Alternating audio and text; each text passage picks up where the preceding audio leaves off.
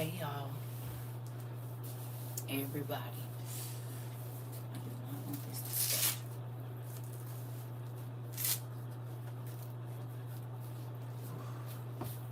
Hello y'all. Hey. Is this is probably connected to my Hey everybody. Hey. Nisha, I sent your daughter a message and I said, can you please send me your address, please? Cause the only thing I have is this PO box, and I think my niece ain't been checking her messages on here. So if you could you please send me your PO box or your address or something, please? I said, no, my niece ignoring me. I had to put the auntie eyes on her and everything. Us, unless she sent it to the email, but I ain't seen nothing in there either. Thank you. One Blue Island girl sent me this, and I went to the store today, and this lady said, I love your dress. I said it's a moo and you can get them at City Trends for about $8. Okay, me either. Okay, so tell her I'm auntie is sorry. Me either. That's why I ain't been on here. I debated on getting on here today. I don't know. My body is going through a whole bunch of crazy stuff. I think it's like getting old or something. Cause I've been tired. I ain't been able to focus. I've been asleep. I said, God, I don't know. This menopause thing is really doing a number on me. My body on this side is achy because I slept wrong. So I said, let me go talk to my cousins. Hey, Pumpkin. Let me go talk to my peoples. Okay. She got the house dress on. Come on, yes. Hey, I just left the hood and told them come over to learn. Hilarious. Don't bring the crazies with you, girl. Lead them over there. They'll be over here on some stupid stuff. If they find us, they find us. Niecy Poop. I ain't encouraging them no more. After what we went through the other day, I can't say nothing over there. I'd rather not. Sometimes I do like to go over there and mess with them though, because they also high strung. Have y'all noticed? The people on TikTok is high strung. They are. And I used to be a little high strung myself. That's how I was able to weather the storm for 3 years. But yeah, I don't miss it. Sometimes I just like to go over there and mess with them though. And baby, they be so angry. They're so temporal, you know? It's just, you never know what's, man, goodness gracious. Baby, that is crazy. And look, we used to be TikTok people. But our class, I just feel, unless I had to pop off on somebody, our class it was lit. It was. And they still do be, but y'all seniors now. I don't got to do all that stuff. I ain't saying that because, and you don't say that no more. You and your sisters, girl. Y'all can't say that because then it'll be somebody. I'm going to tell you my story about that. Right? I shouldn't even when I used to do that example. Let me tell you because so my biological father did drugs. Okay?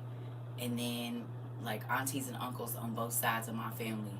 Not everybody, but they all did, not a lot of them did drugs, right?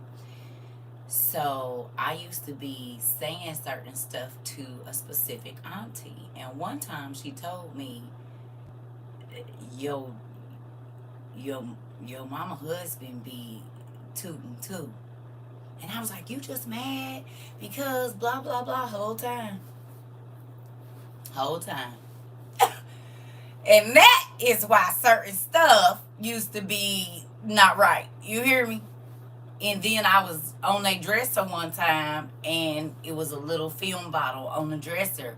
And seeing as how I used to be in the hood and have serviced a few folks, I knew what I was looking at. No, what I'm saying is you can have a feeling about somebody else and gotta let it be somebody you love. And that's why I kind of stopped saying that. And I be telling my daughters, because I know that's a popular term for people to say that, but until it hit your house. Until it hit, and I was like 14 when I got this lesson. And so that's another reason why, because I love my stepfather, but he did get on, and he's he's a medical professional. So it was crazy that at one point in time he had that. But yeah, so that's why I be a little careful about, like, because like one of my cousins, she used to talk crazy about her mom being an alcoholic, and she has the same problem. So different things like that, I just be like, be careful. And I know you was playing, but also the devil know, you know. That's why auntie sometimes have to stop, and when I just look down, it be me telling myself, don't say it, because it can easily be somebody you love. So yeah, I was heartbroken too, baby, because I used to let certain stuff fly off my tongue, honey. Until God started slapping me in my face with it with people I love. I was like, wait. Okay. Thank you, Pumpkin. Thank you. Tell my niece Pooh I'm sorry too. Auntie love her. I was like, no, she ain't ignoring me. I'm trying to. I said, wait a minute. Hey, Miss Rhodes. Listen. So did y'all see they about to let them whoop y'all kids? Girl, it hurt your heart for real, Miss Antoinette. My granny said, don't throw stones if you live in a glass house. Well, you got to think, my stepfather was up on the pedestal for me. He was he still is. I mean, of course, he overcame his addiction and everything, but it broke my heart because, baby, my real father, baby, he was a CH every time I talked to him. You ain't nothing but a CH, nigga. I got a daddy, nigga. I mean, I used to let it fly. You hear me? Let it, I tell that nigga to his face, you ain't nothing but a CH, nigga. And then the daddy I love, because that was my biological father. The daddy that I loved, that had been with my mama since I was 7, baby. When I found out, baby, I cried for months. I would not talk to him. I would not let him be around my kids. I was so heartbroken because what is wrong with you? I already got a CH daddy. What is you doing? I was like, what is wrong with you? I don't understand. Like, I didn't talk to him for like a year. If I see him, I just ignore him. I was mad at him because I didn't want to see him go down like a lot of my family members did. You know what I'm saying? And, he's a really good person, but I understand also your spouse can drive you to do a whole bunch of stuff in real life. Your spouse, because when I was with my ex-husband, like before him, I didn't even really drink. I might have a glass of wine once or twice a year. I'm talking about a bottle would last me forever. When I got with my husband, baby, I found myself drinking 3-4 times a week. I said, oh no, this ain't my life. You trying to turn me into you. No, thank you. I'm not doing this. I found no, I'm not having no glass of wine with you every other day. Because it would always end up in an argument. That was like a trick to get me to, you know what I'm saying, babe? You ain't gonna have a glass of wine with me? No, because you start tripping, and then I'm starting to act like you crazy. Mine all over the place. I don't want no parts of it. Don't And I wasn't drinking till I was drunk, but there go my niecey Pooh. Shoot, mine had me thinking I look real cute in an orange jumpsuit. Baby! My daughter just was like, Mom, I can't believe you threw that coffee in his face. I said, he better be happy it wasn't hot. Had me kicking down doors and stuff, taking doors off hinges. Boy, go on somewhere. Take your dysfunction and all of that with you outside of my house, because this is not my life. I don't wake up mad every day. I don't wake up irritated. I don't walk through my house not speaking. Me and my children, it is a rule in my house that as soon as your eyes open and you walk past somebody in the hallway, in the kitchen, going up and down the stairs, you say, good morning, how did you sleep? Had me walking through my house not speaking. My kids didn't want to come home no more because he brought chaos. The mood in the house, it's like he instantly sucked all the air out the room when he came in. We'll be kicking it. Soon as we hear his truck, baby, we scattering. Everybody, I'm putting my headphones on. The girls going upstairs in their room. That ain't the kind of house I want. Everybody that come to my house, it be peace in my house. When he came to my house, it was no peace unless he wasn't there. If it wasn't for this class, I would be in that orange jumpsuit right now. Miss Duncan, listen, I'm trying to tell you, and it's women like that too. It's a lot of women that it's a men that the women drove the men crazy, trying to be there for somebody that don't even understand. You said that's how we do my daddy. Y'all do him like what? Talk crazy, don't? Yeah. So you was mad at him too, Riz. Girl, you really is my niecey poo. For real, for real. Well, you get to see how it turns out better when you change. You know what I'm saying? You get that good old wisdom now before you get too old and can't change. You hear me? Because that was me with my stepdad and my husband. As soon as they got home, the whole atmosphere shit. Baby, my mama like that now. That's the way it used to be in my household when my kids were younger. That's why I'm not married anymore. He almost had me in an orange baby. I said, you gonna make me unalive you. You wanna see me go to jail? What is wrong with you? And it's all stuff that could be avoided. I could see if it was some real life stuff, but like I told him, we will never be able to weather any super strong storms because you can't even weather the little ones and you're not even trying. As a matter of fact, you keep creating them. My life was peaceful before you came here. And you have brought all of your chaos because that's the only way that you. And listen, I got homegirls that I don't talk to no more for that very same reason. I'm trying to tell you. I just told y'all I be trying because you know you're supposed to talk to your parents. I keep saying, you just gonna have to leave it alone.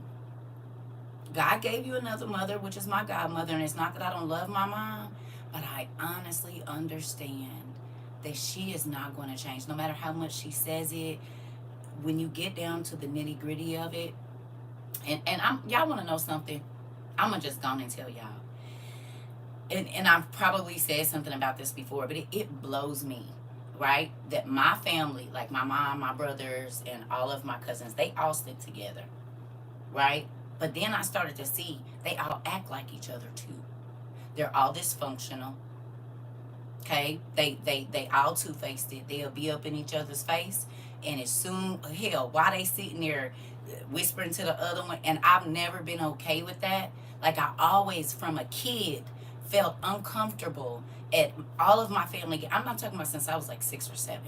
When we would get together for the holidays, I just never felt like I don't know. And I would go to my friends' stuff and see how their families interacted. Now, we have a good time when we get together, but immediately after or during, there's going to be some kind of drama. Somebody didn't say something to somebody kid, and it's that whole generational trauma. We don't like your mama. We don't like your daddy. Your daddy said this to my mama type stuff. And baby, I just can't. I cannot. It was nothing but dad that kept me and my bestie out of orange jumpsuit because damn, if we didn't jump his he must have thought I was just gonna stand there and watch. Girl, baby, listen. I didn't stood up to it. Yes. Yes. Now I ain't about to let you tee off on my friend now. Now wait a minute. We're not gonna do that now. But, but, if she one of them chicks that's putting her hands on niggas, baby, you asked for that. Now, if he doing it to you and it's unwarranted, oh, that's a different story. We about to tear this nigga. But if you one of them chicks that's always trying to get your nigga to get in your, oh, baby, he about to tear you up. And I'm going to just walk off. I'll be back. This y'all thing. I ain't going to jail or getting in trouble or getting hurt because you like drama. So I got a line I cross now. Now, if he doing something to you and he shouldn't be, I'm going to help you. But if you one of them chicks that always, just like the girl at school that's always talking crazy, and she be like, nah, don't hold me back. No, no. And then everybody let her go. And then she be like, nah, cause, and then, no. Mm-mm. No, and that was the end of that relationship. Oh, okay. Yeah. That's how I was as a kid. My granny kept me under her and would point it out and each other face and was just talking about each other, girl, and that's why I don't go. My family come to my house to sleep. That part, it used to be my mom's house, right? All of my friends and family that not family, all of my friends that come to my house, they come here and they go. Any house I've had, they go to sleep. And I used to think it was because I was boring, and it was a gentleman that told me, no, your house is peaceful. That quit tripping. I said, it's rude. I'm not gonna come over your house and go to sleep. If I came to visit you, nigga, you sleep at your house. Sleep at your house. I don't sleep over here. Downstairs on my couch, knocked out. Like, get up. It's time for you to leave. Yeah, I know. My house peaceful too. And that's why I don't let people come here and interrupt my nothing. Mm-mm. Hey, no. Once you get your peace, baby, you will not let nobody take it. And that's why Auntie is scared today. I ain't even gonna lie. Because the moment that, and like I said, God is giving me a gift and I use it. So the biggest thing for me is don't try to play in my face and tell me that I'm not feeling what I feel. Yes, that's why I don't invite people because they be trying to make plans to stay. Girl. Mm-mm. Hey. Yep, I don't want no parts of it. Mm-mm. Mm-mm. Because, no. Mm-mm. Mm-mm. I've been here almost 4 years and I've had under 10 visitors, and that's counting my daughter, her fiance, my son, and my granny's son. Ever since I was a teen, all the little neighborhood kids would come to my house to eat breakfast, snack, lunch, because I feed them. When their mamas wouldn't, the kids stayed with me. A girl, I know all about it. That's why I don't have any furniture. Don't even get comfortable. Girl, Patty, yes, sis. Yes, because when you get a couch, they want to come over. That's why my living room ain't decorated. My family tried to come, and I told them they had to get a hotel or something. Baby, listen, my brother asked me when I first started doing this. My brother asked me for my address. I said, don't give my address to nobody. Then I was like, never mind, don't come. Petty. My mom comes to my house 2 weeks at a time to escape her husband. Listen, and I didn't. You know what's so crazy? I didn't realize that.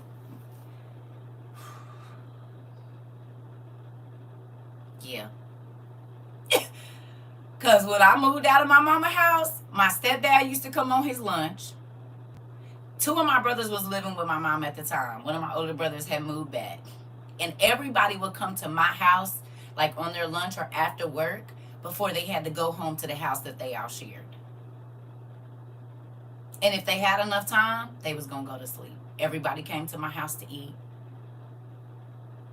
I'm trying to tell you. You have a 30-minute time frame. Oh, my granny's house was a lot of people, safe space, and they think that's gonna continue with me, baby. Right. And I'm not gonna lie now. There did used to be a lot of, like, me and my daughter just talked about it. She was like, Mom, pretty much every house we hit. I said, them kids was coming for y'all. They wasn't coming for me at first. You know what I'm saying? We had a lot of people in your house because y'all, these kids came for y'all and the candy store and stuff like that. I don't. Mm-mm. Mm-mm.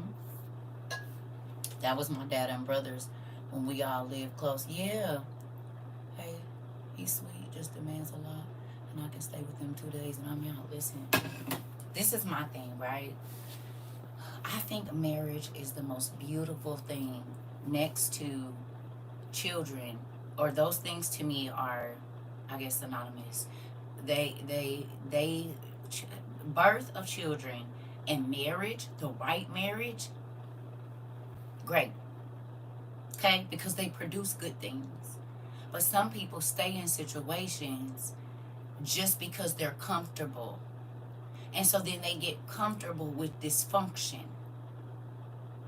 You hear me? Because people will keep telling you to hold on to something that's burning a hole in your hand. Because they don't have to feel the pain of it.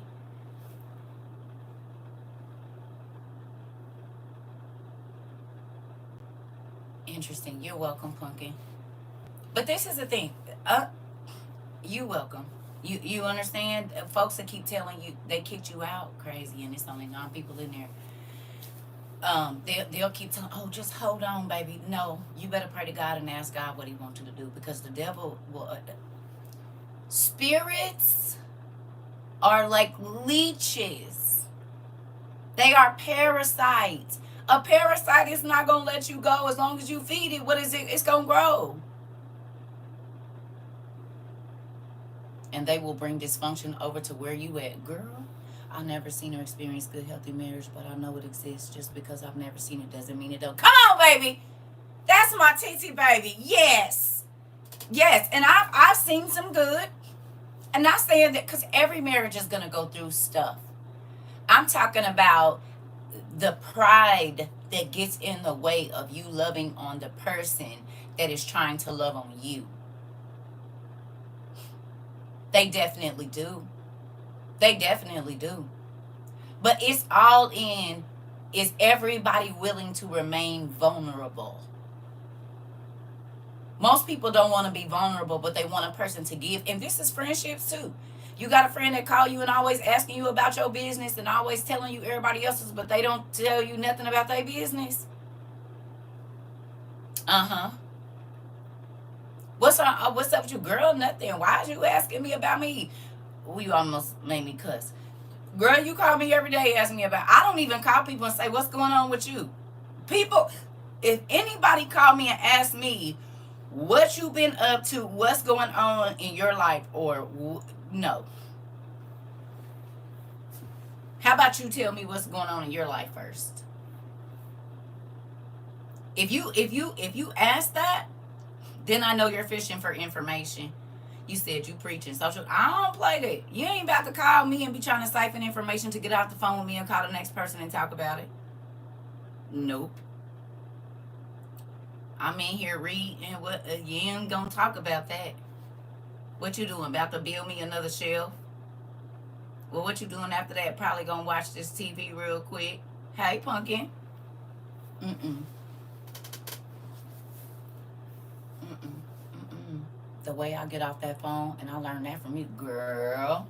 And life more peaceful. You ain't got to be checking a whole bunch of people if you ain't running your mouth about your business to folks that can't hold water. Or dealing, okay. How many of y'all quit dealing with people that y'all really, really know didn't mess with y'all, but it was just kind of, we've been friends for a long time, or they've been around, but when you got here, you realized that person was not your friend, or it could have been your cousin or whoever, sister, whoever, and you started getting away because you realized that funny feeling that that funny feeling that you kept when you got, anytime I got to keep snapping my head back and frowning my face up, that's my soul telling me I really shouldn't be around you because you're offensive all the time. All the time, you offensive. All the time. And you always trying to throw these little, like I said, folks will try to find what they feel like you are insecure about and tap dance on that all the while still in your life. They want your marriage. They want your hair. They want your life. They want your charisma. They want your strength. They want your perseverance. For real. All the while trying to make you look small, like make you feel small while they siphoning your whole life and living it when they not around you. It's crazy. And then they be irritated when you come around people that know them and they don't know you, and you start saying stuff and they be looking at them like, I knew you was talking different, but now I know why. You hear me? So they don't want you around because they can't pretend to be you when you not around. I mean, when you around. And they'll be irritated with you. I didn't deal with that so many times. It's crazy. Don't bring negativity around me. I gave them the CERCA. Okay. I heard this 1 or 2 days. Now, what's this? You was not about to keep taking over my days with stupid stuff. I will not let you. And they don't understand how God keeps just blessing you after tragedy and after heartache and loss. This right here, honey. God still continues to uplift you and to continue to bless you. Yep. And they don't understand and they be mad. You must have been living in my closet during my marriage because you know too much. Baby, we was married to the same person. Me, you, and a few other folks. I didn't told you. But that all comes from, okay, listen. Listen to this. Pride. Okay. You got like two kind of people. We're just going to say two for right now unless something else comes to mind. You have the people that get information from you because they want to help you, and you have people that want to get the information from you to use it as a sword to chop your head off. Some people are going to get your information to create a serum to help you. Okay? Because they need to know why you're sick. Other people are going to keep asking you where you're hurting it, and then they're going to stick a knife in there and twist it. Some people, you cannot tell them where you're vulnerable because they're not trustworthy with that information. Do you understand? Period. It could be your parent. I told you I used to do stuff like call my mama and tell her something and wait to see how long it'll get back to me. Sometimes it wasn't even hours. And people from other states was calling me, asking me about what I had told my mama. Or they'll call and fake check on me. She didn't even know I was doing it. The amount of people I caught side-eyeing me, I started to pay attention to people and did less laughing with them. Keish! Keish! I'm trying to... Baby, if y'all only knew me, and that person made me lose my first apartment, by not paying his part. Then soon got themselves an apartment after all. Listen. Listen, baby. I closed my eyes. Say the 21st time, and then I'm gonna call them back. I have an excuse every time. It's a reason, not an excuse. The reason is I don't want this in my spirit. I had a friend when she wants something, I'm there for her. But when the shoe on the other foot, she felt. Listen, I did not listen, baby. Listen. One of my homegirls, I paid her rent and got evicted the next month. And not evicted for non-payment. The man that owned the house was racist. And so I got into it with his best friend who lived next door. And he was like, I want y'all off my property. And there was no real lease or nothing like that. You know, it was like private owner. So I went on and got up out the man's house. But yeah. And when I told her, she was like, girl, that's crazy. I was like, ain't that so? Don't worry about it. I won't be doing that no more. You got me messed up, girl. No, thank you. That was crazy. I was like, whoa. So you just gone, you don't even care, huh? I see it. Oh, yes. It's been a lot of times, Punky. I didn't listen. And that's why. So, I've said this to y'all before. But when I went viral and people started sending me books and just all of the beautiful things that you all sent here, it used to make me cry because prior to this, I was always the one giving. I got a large lump sum of money and spent it on my ex's family and his kids because they were in need. These people were stealing, sneaking, and dodging me. Girl, behind my back, baby, been there, done it. I told y'all, my mama, when I got my settlement, girl, she was like, basically like, you know, it was almost 40 grand. You need to send me that money. Girl, the way you get mad at me, I never see my money. And I done already had people telling me they were sending you chunk of change when I got pregnant and I never seen that money. Girl, please, I wish I would. I'd send you my money and the next day you wouldn't even answer your phone. I have someone who's always asking me about my love life. Yep, I'm starting to see a pattern, girl, because they want your man.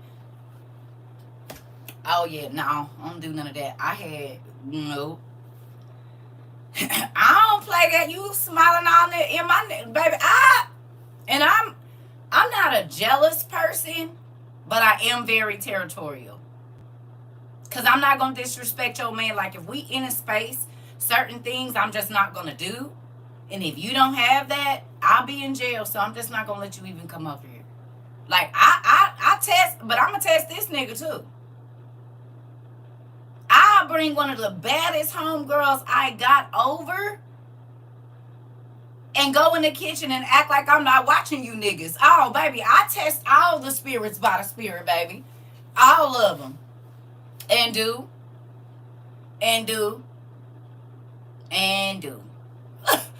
Yeah. I don't do sleazy homegirls. I don't do niggas that's trying to side-eye me. You know, like if my dude is around and you disrespect, I don't play. I will call you out right there. And this is why I don't be having no friends, because I'm not waiting. Did you saw what I saw? Oh, okay, because I know that's real disrespectful. We don't do that around here. This is why my ex-husband friends didn't like me. I said, what you say now? Say what you said when my husband was out here. Talking about how good of a hen I am and how you need you a woman like me and he don't know what he got.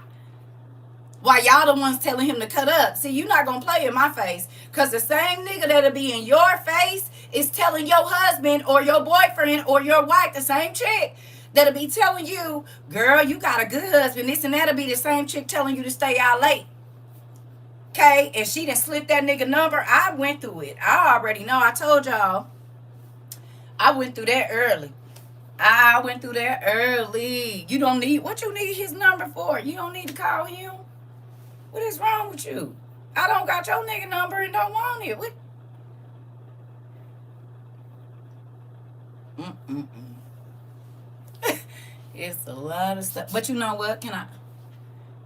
And if you snake me once, I won't let you do it again. This. I just told my mama that. I said, the Bible says, be gentle as doves and wise as a serpent, babe. And me continually putting myself in the lion's den is silly. That's a silly thing to do. If you didn't already cause me to lose everything, you didn't put me in situations like if I helped you get on somewhere and then it's time for you to help me get on and you be like, I don't know, they really ain't. Oh, okay, don't worry about it. Especially the dudes that have the friends that be wanting to bring other girls over instead of their main girl. Listen, I be putting my daughters on. I'm trying to tell you. Yeah. Don't try to put me on with nobody you done slept with. Don't. People be weird. I have. I remember one time, I think I told y'all this, I was writing my business plan. And there was a guy that I had met on the internet that I can't remember what part of my business plan that he was saying he could help me with. So at the time, I had like 2 days until my apartment got ready. Me and my daughters had moved back and from out of state. And so I was in my homegirl's house until 2 days or whatever it was we had until we had to leave. So I had invited this guy over. Well, I guess she found him very attractive. Okay, but I'm not looking at this nigga. I need him to help me with my business plan. I'm not caring about none of this other stuff. So she offered him some wine, blah, blah, blah, blah, blah. They in there, she all whatever, and this, that, and the other, and twiddling her toes in this nigga face. And I just was like, ooh. Because I had just brought my other homeboy over here. Now, he wasn't my homeboy. I don't know this guy that well. But this is my other, you was just in my other homeboy face. And I believe he folded your legs up behind your head last week, didn't he? So every nigga I bring around you, you gonna be trying to throw him your cat box. Okay, well. And this is why I just put my headphones on and move on, babe. Because every nigga I bring around, you in his face, like, that is sad. That's scary to me. And then be trying to throw shade on the side. Like, I don't.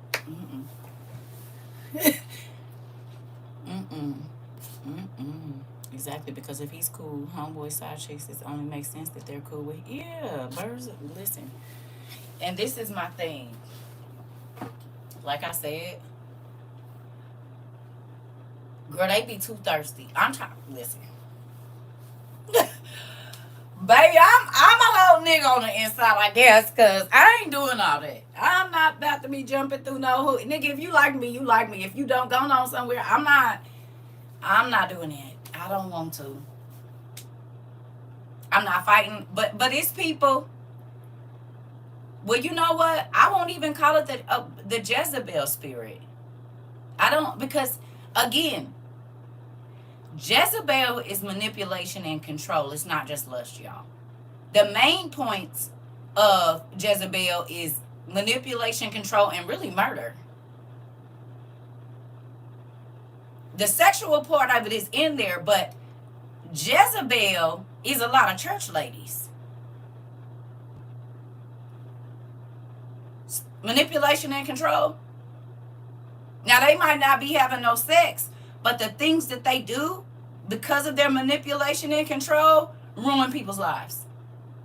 And push them away from God a lot of times, too. Those old church ladies is always trying to control somebody and tell somebody how to, because they, yeah, they just hoes. It's a difference, because they ain't even got enough strategy to be able to manipulate and control, baby. They just hoes. They just hoes. That's it. Loose. In real life. You got to have this, okay, in order to be a Jezebel. I ain't even trying, because that's what she had, the spirit of manipulation and control. Well, you got to be able to think to do that, baby. They don't be thinking. They don't be thinking. So, I'm just going to say now, we going to clear that up, because they just be hoes. That's it. Whores.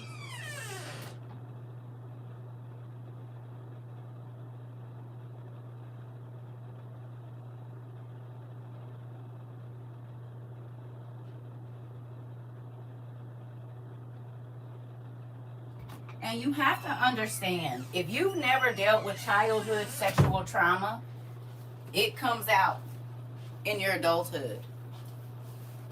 Especially if you was a person that was tossed around to all different kind of people and you was touched by a lot of people, you can see it in how they conduct themselves as an adult. Yeah, in real life. You can see it. So if you don't deal with that and you don't, you know, it can mess you up. You'll mess up good marriages, good relationships, good friendships, good everything. Yeah.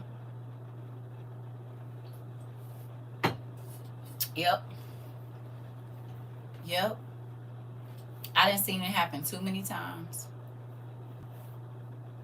Because, and then too, the weirdest thing for me, and I say this all the time, is people that try to go behind you because they feel like if they do the same things that you do, or people, that they will have the confidence that you have. That is one of the most twisted ways of thinking to me. Because just because the person treats me a way doesn't mean they're going to treat you that way. It is what I make them feel that makes them treat me the way. Okay, prime example. Let's just use this. Y'all love on me because I loved on y'all first. Period. So y'all treat me the way y'all treat me because, yes, I was stern with y'all in the beginning and stuff like that, but you all realized very quickly that that sternness came out of love. And it wasn't because I was trying to belittle you. It wasn't because I was trying to make you feel bad about yourself. You understood that, yes, I got to give you this medicine, so you're going to have to open up your mouth and take it. And it's going to be nasty, but you're going to get better. Do you see what I'm saying? It's different when you trying to give me some poison because you want me to die. My ex had his first time with that. Time at 8 with a 16-year-old babysitter. When I told him that was a crime and I saw he got mad, his family made him feel like that made him a man. Girl, you ain't gotta tell me. That's why I was on my son. Do you hear me? On that nigga head. Do not throw that meat around. That don't make you no man. I said, you be the prize. Let all them little girls that run out there and throw that cat box everywhere, they gonna be wanting you, and that's exactly what's happening right now because he don't have a reputation. Nobody knows how many people he been with. Can't nobody say, oh yeah, and have no pictures of my son or nothing. To me, that's an honor. And once I understood that every time a man lay down with a woman, he give her a piece of him. I don't want my son out here scatterbrained and crazy. Because most of the mental illness that is on our planet is because of sex. Y'all know that, right? God knew you were exactly what I needed, but very stern and loving. I love you, Niecy Pooh. You hear me? I do love y'all. But you understand, most of the mental, not all, but most of the mental, think about even the children that have to see the fighting and mom feeling bad or dad being abused. That F with your head and you a kid. So then you grow up, and when you're spazzing, they want to call you bipolar because nobody ever taught you how to sit down and have, you know, a real conversation about what it is. You couldn't express it. Go to your room because mom is mad now. So can't nobody talk about it. So that energy never leaves. And then, no. I lived in a house where I lived in fear. I drew pictures about vampires and killing and all of this stuff from the time I was young. There was very few pretty flowers in my pictures because everything around me was dark. Everything. My cousin snaked me with my ex. Listen, girl, they will do it. Then my baby daddy took custody because of the lies she told him. I'm trying to tell you, I already know how I go, Nakia. Bingo, thank you, Auntie. I be trying to tell people this. I tell them I know from experience. Listen, that's so true. And they running up and down the church aisles to whatever new male come to the church. Listen, it's a lot of bitter old women because they never got what they wanted or their husband treat them like crap at home, so they come to church trying to be. They don't give you stuff that's going to help you. They give you stuff that's going to tear your marriage up. Certain people I don't take advice from. And I'm not saying, because people would say you shouldn't take advice from a single person. Well, maybe they single because That don't make no sense. I'm gonna take advice from anybody. What I'm gonna do is decipher through that information to see what's valuable to me. Because even a fool can teach you something. That's crazy. Because I was given marriage advice before I ever even got married, and it worked, and people's marriages got better. Wisdom doesn't come with just because you always have the experience. God can give you God-given wisdom about anything. Solomon was 8, 9, 10 years old advising kings 10, 20, 30, 40, 50, 60 years older than him. The amount of, he had never been married at 10, but God gave him wisdom. So you see what I'm saying? But you also, the intent of why they're telling you what they're telling you is important. I realized that a lot of the information, a lot of the advice my mother gave me, she was speaking from a place of hurt, bitterness, and pride. She wanted her daughter to be a doctor so that she could feel proud about that. She wanted her daughter not to have no kids because she could feel proud about that, because everybody else's kids was doing this and doing that. So none of the things that she wanted me to do was because I wanted it. It was all what was going to make her look good. So the advice that she gave me when I did not take it, it was, you ain't going to be nothing, and you going to, this whole thing. And it was all selfishly motivated, the information that she was giving me. She wanted me to be looked up to by white people. I'm going to be honest. That's her whole thing. White people, this, she swear, whatever. But everything that she tries to do is to put you in proximity to whiteness. The gymnastics, violin practice, all that stuff that's what the white kids did in her mind. And so then she wanted, she don't know, I was getting called niggas at school all day. Like, I'm 6 years old fighting for my life here. Just put me in a hood school. I don't even care. I'm gonna do well there too. Shoot, sure does. Seeing those arguments made me a dark and angry person, and I didn't believe in love. I thought marriage was a lie because of how I grew up. Tell the truth. I love this. Just watched a TikTok guy said a succubus wanted his energy, and the last guy was strung out in LA. Hell yeah. Yep, talked to a friend of mine that went to the first lady for marriage advice, and she outed her and took the husband's side. Oh, women in the church don't be right. They don't. I can learn from your hurt place, so I don't have to experience it myself. This, I lived through you. I'll make you what I never was. If you're the best, then so am I. Alanis Moore said, "Girl, this." Yes. Let me see. Hold on. Yeah, my house was not the mosey rosy. They couldn't do that. And then when my baby daddy had a company, I was not in the face. When I had a company, he was not in the face. Oh, when y'all both, okay. Yeah. But see, that's the thing. I'm gonna be honest with you. When my husband had company, I mean, he wouldn't too much come down when my family, when my people came. But that's because we would be talking about God. But I'm not about to run from my patio. He know where I be. I don't see. That's the thing. I'm not all in their face, talking in their face. But I could come out here and have a conversation with y'all. Because if not, what is y'all talking about that I can't hear?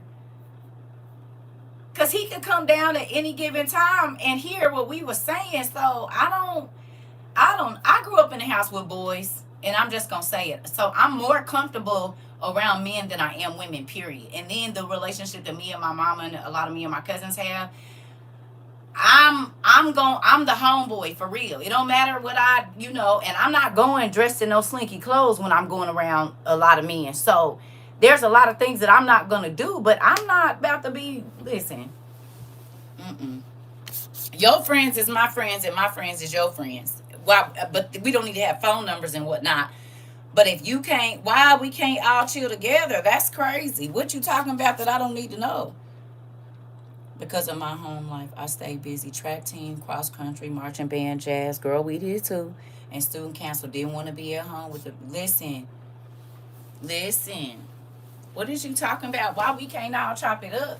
I mean, I understand there's man time. I get that it's going to be some times, but just every time I can't, But y'all want to be partners or something?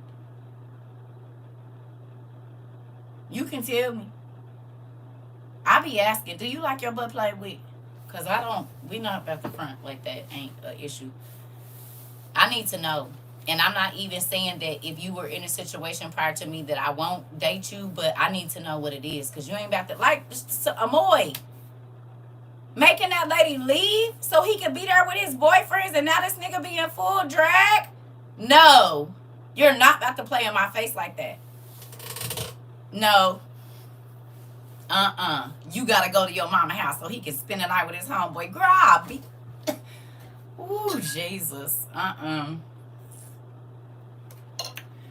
And now I hate to say this.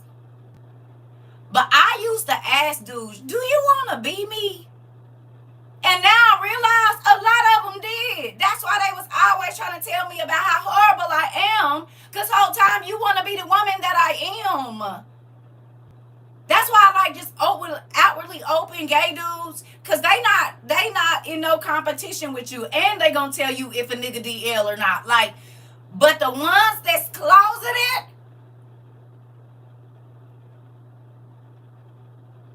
baby, they hate women because they can't be you. That's scary. So you gonna tell me this why they don't want you wearing no makeup. This why they don't want you getting your hair done, because they don't want you to be prettier than them. They want the attention from the men and they don't want you to get it. They don't want you to get it. I'll take an openly gay homeboy anytime. You understand me? Because he going to tell me, sis, you don't want that right there. You hear me? They going to tell you what it is. This other one,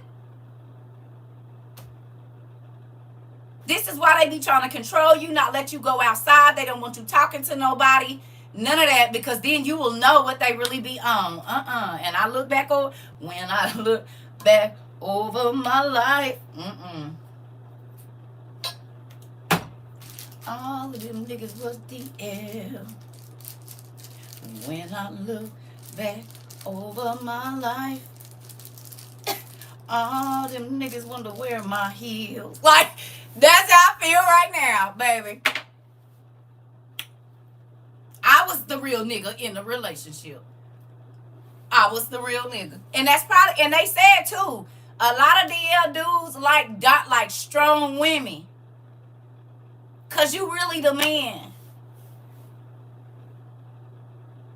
They be mad if a man calls you pretty whole time. It's not the type of jealousy I'm thinking it is. This. And now that so many of our people in the LGBTQ is spilling the secrets, nigga, I'm looking at everybody I dated like, that's all you have to say is you like, but made me go through all that mess and you didn't even like me. Go away. Let me ask, do we got any men in here? I need to ask you a question.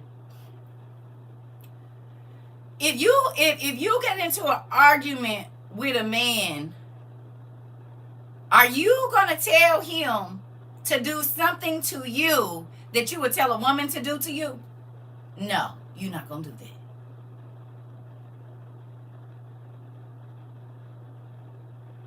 My daughter told me a story about somebody she know that somebody said, I'll shut you up. And he said, come over here and put your and make me shut up.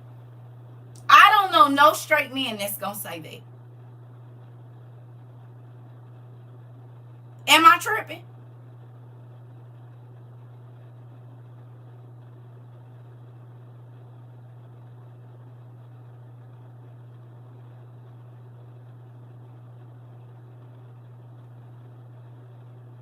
Most niggas gonna say, come beat my then.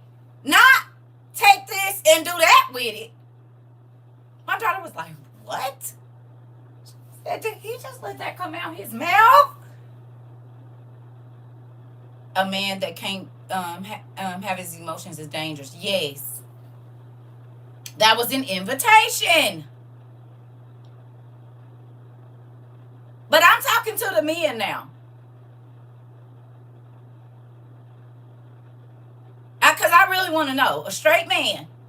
You are not going to tell nobody to come do that to you. Nephew said he on his own, auntie. Right. So, yeah. Now I know why you never... Yeah. Right.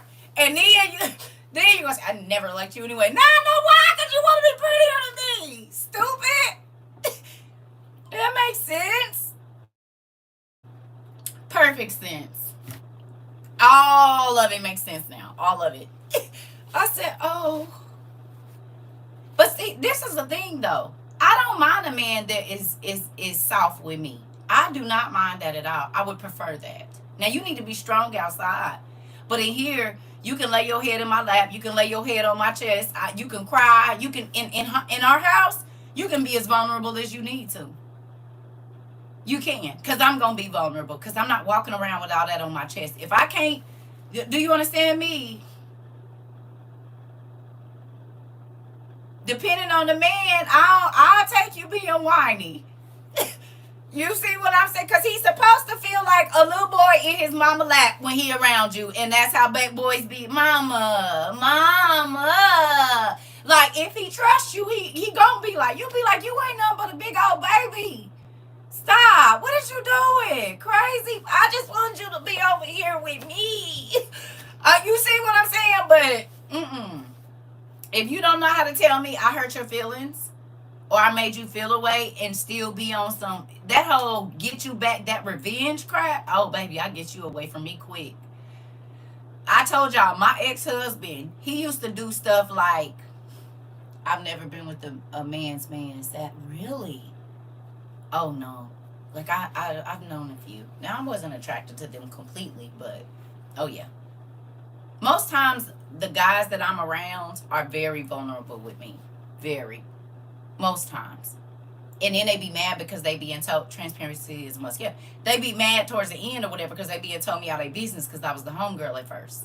And then they start liking me. But I be put them in a category.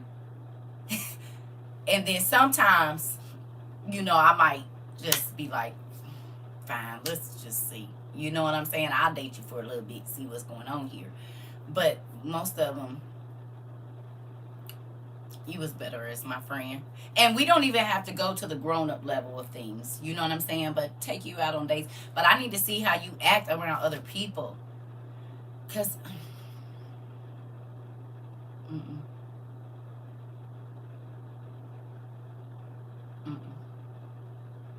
First of all, if you don't know how to be vulnerable, I do not want you. If you're not okay with saying, like I said, you hurt my feelings, babe, or you made me feel away, is there any way, like, you don't want to talk about it, you just feel like whenever I hurt your feelings, the first thing you need to do is go jump under or over somebody else, oh no, you gotta go away. I'm not doing that. And that's what friends too. You know how certain friends would be like, oh, well, such and such bought me this, what you about to do? Nothing. I'm not intimidated because she bought you nothing. I'm not buying friendship. So I'm happy. Did you enjoy it? Because I won't be buying you nothing. Oh, well, she, my bestie this and bought me that. I don't care. I won't be buying you nothing. I'm not buying no friendship. What's wrong with you? You trying to make me jealous? Go hang out with the hoe. I mean, the woman. I don't care. Like, this is why I didn't have no friends. I'm trying to tell you, I'm not that type. Oh yeah, my homeboy, he took me to the basketball game. Shoot, I heard you was that so? But you know what that comes from too? That comes from that whole you was made difference in at your house or somewhere in your life. Right? And so you want to try to see who gonna fight for you. That ain't never been nothing that I cared about. I'm not in competition to be the better friend, the better spouse. I'm not in competition. If you don't like what I give you, you don't need to be around here. I don't care about who paid for your this or I don't care about it. None of that has anything to do with me. You're not looking for friends. You're looking for sugar mamas. We're not, no. The friend that don't ever got it whenever y'all go, you and them is it's a lot of stuff I don't think. I had a friend like that. She was trying to get a rise out of me. I'm trying to tell, it don't make me feel nothing. People are weird. I could write a book, had a lawyer wine and dine me only to ask me to help him pay. Oh. Helping pay his child support. Girl, CPA, right on the, listen, I already know. I'd rather chew my knuckles than let anyone make me jealous. My self-esteem is too high for that. I refuse to chase and don't compete. I'm trying to tell you. I don't have no, I don't, what am I competing for? Because the next person that come and give you what you feel like is more than what you already going to be gone anyway. No. You said you speak in my language. Listen, I'm not competing for nothing. Mr. Dream Express, I don't know if you married or not, but that's like your spouse saying, if you don't do it, somebody else, go let them. Please. If you don't do whatever, why is you still here? And evidently you already got somebody in your mind. So why is we talking about, give me my damn papers and let me be happy? Oh, you single. Okay. Well, I was going to say, okay, so that's even better. If you got two women, right? I mean, if you're dating a woman and it's you and you know y'all are openly dating, y'all ain't made nothing, whatever, and she always coming back trying to, and maybe it's nothing grown up, y'all know, past the point, but y'all just casually dating, no intimacy involved, and she always trying to make you think another nigga, you gonna be like,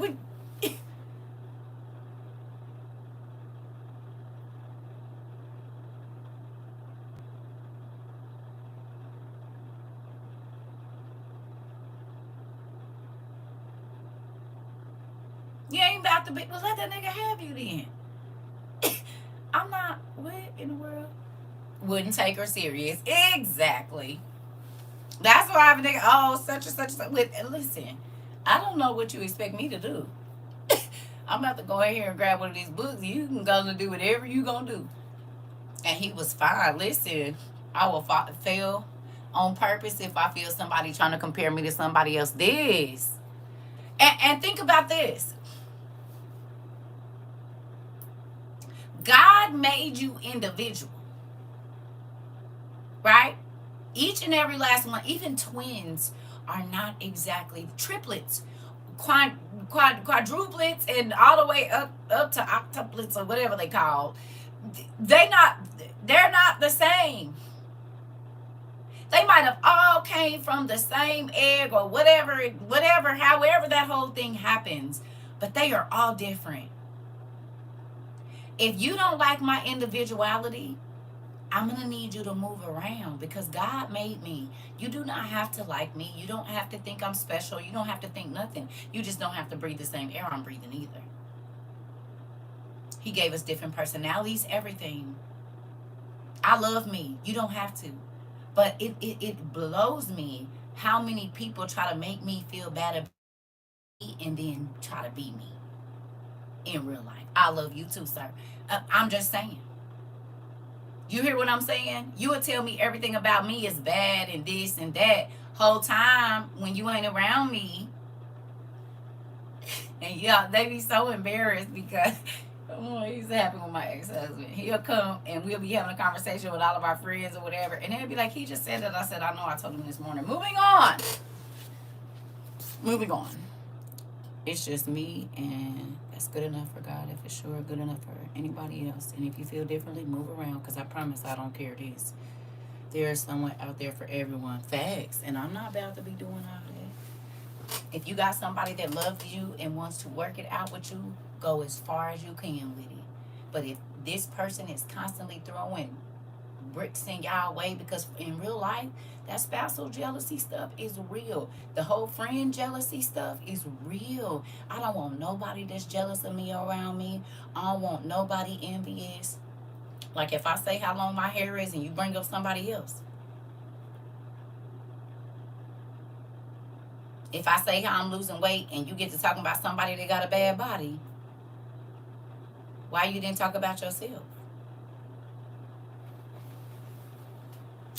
Oh, your car nice, but or bro, I mean it's nice, but have you seen the other one? It's better.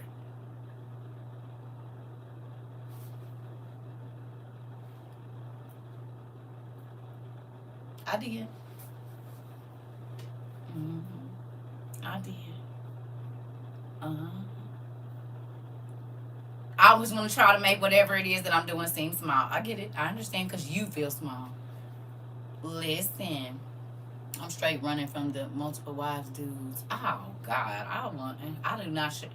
That's like sharing my fork, and I don't let people get off my fork. Don't compete where you don't compare, and I refuse to compete. So there could never be a comparison. This, what would someone be telling you? That's not your car. I'm trying to tell you, it's a lot of weird people out here. They'll try to tell you your house. Oh, it's nice, but what? But what? Oh, okay. I had this one friend who would say, Shawnee, you got that little Benz, and I would say, and do, girl, listen.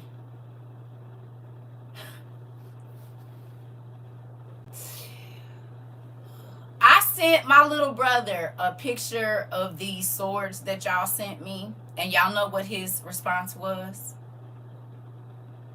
Are they worth anything? Do you have swords? No, you don't.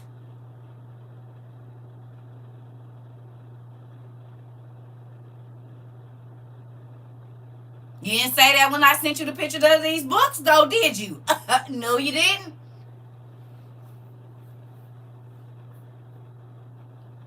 I said, look at my swords I got. Are they worth anything? I said, ooh.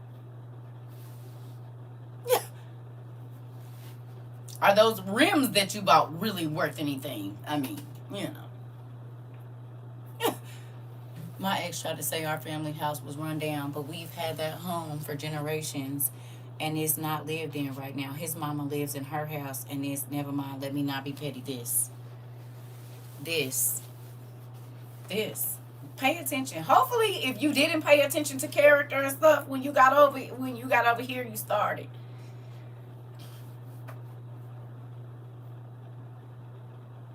And people think, okay, like prime example, the gas station I go to, I'm gonna just be honest with y'all. There's two young men that work there. I can tell that they are very, very racist because this young man goes out of his way to ignore me.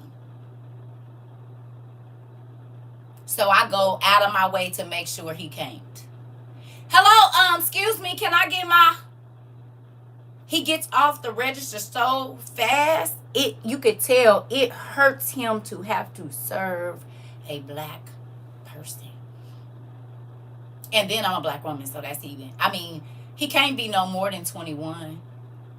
Baby won't give no eye contact. You know what I'm... If you've experienced racism and you know how they try to make you feel like you're not, and then everybody in the store be like, hey, hi, oh my God, girl, he just shrink on down. Shrink right on down. We're going to shrink, babe. And I make sure that, when I can, I slide them an extra $2 or $3. Not him, everybody else. Because I want you to understand that the same way you trying to make me feel, you can feel that same thing, babe. But you still gonna serve me. Get on in here and get my stuff. Get on in here and get my stuff. That's what you can do. He did it the other day. I said, ooh wee. So he was trying to serve the white guy that was in front of me, right? And of course, this guy didn't have anything to do with it. But I peeked over the months. I'm like, oh, okay, this is what you do. So the black chick came up and she didn't see the white guy that was in front of me standing in, like, he was behind the thing. So she said, girl, come here. Come on right here. And his face turned so red because she did unknowingly what he was trying to do purposely. Turned his whole face red. You hear me? If it's a white woman on this side of me and a white woman on this, or a white person on this side of me, he'll serve both of them before he come to me. Or sometimes he'll just walk away from the register. I said, boy, racism hurt y'all, don't it? It's making you miserable, not me. You got to walk around mad all day for no reason. Crazy. Just crazy as a Betsy bug. I used to do the same thing when I moved to this town. People will be following me through the store, consistently asking me, "Do you need help?" Actually, I do. Grab a basket. I'm trying to tell you, I'm gonna put you to work. Don't even worry about it. Since you want to be so close here, come on and be my servant then. I think you should watch and pick up. No, can you grab that for me? Thank you.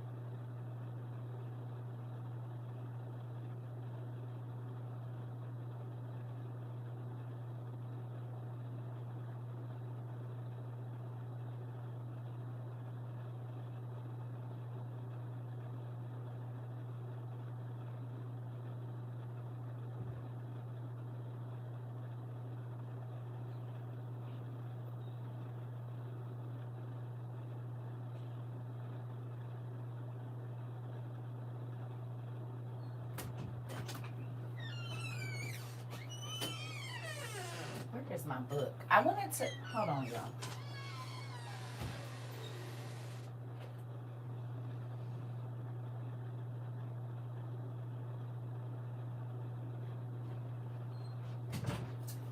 So now that we've got all that out, I don't even know who that was for. Maybe it was for everybody.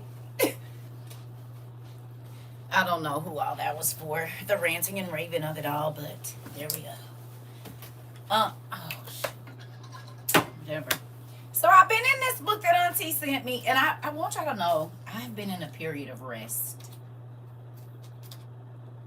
So don't think CERCA getting lazy or none of that stuff. But I just been in a period of rest. I'm going through this whole menopause thing, and it has me feeling a little weird.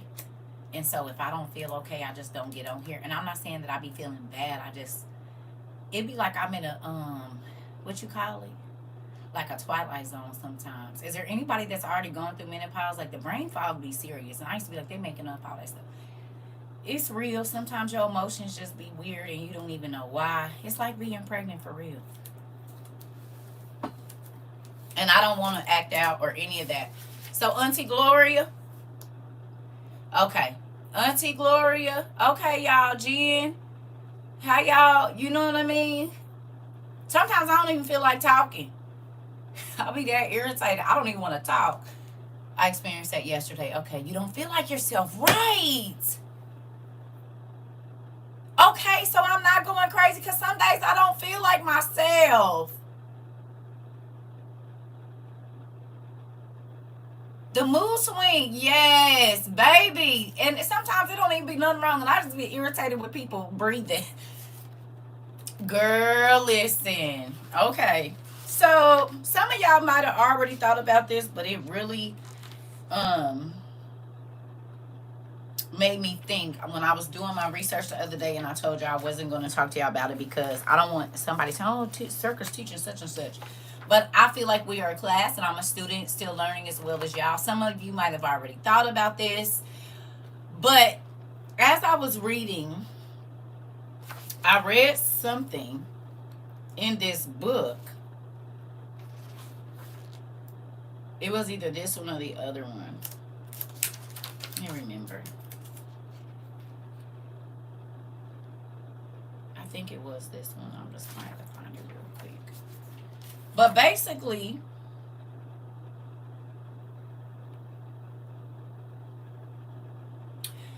was trying to figure out how many times Jesus showed up. I'm a stranger in my own body, that part. I was trying to figure out how many times that the Bible says that Jesus showed up. Well, we know in the lost books that he showed up other times as like Peter. He showed up as other people, right? Do we agree about that? He showed up in the fiery furnace, and that was before he was born. He showed up when Thecla was on the thing. He showed up a few places prior to him being born, right? Y'all.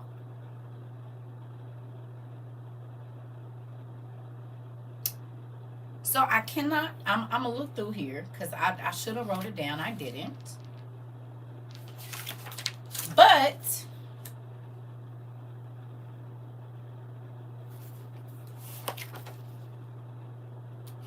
hold on.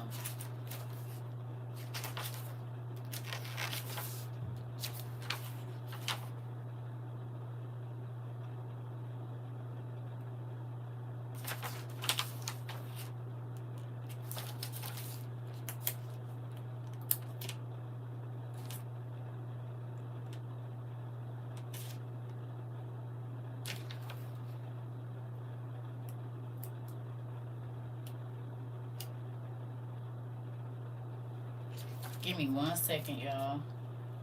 Here we go. So, can I read something to y'all? And then I'm going to tell y'all why I've been thinking about what I've been thinking about, okay? It says, around AD 130, a local Christian convert from paganism, Justin Martyr, used the Hebrew Old Testament to argue that Jesus was the Messiah, right? One of the evidences he offered is in his attempt was to persuade his listeners.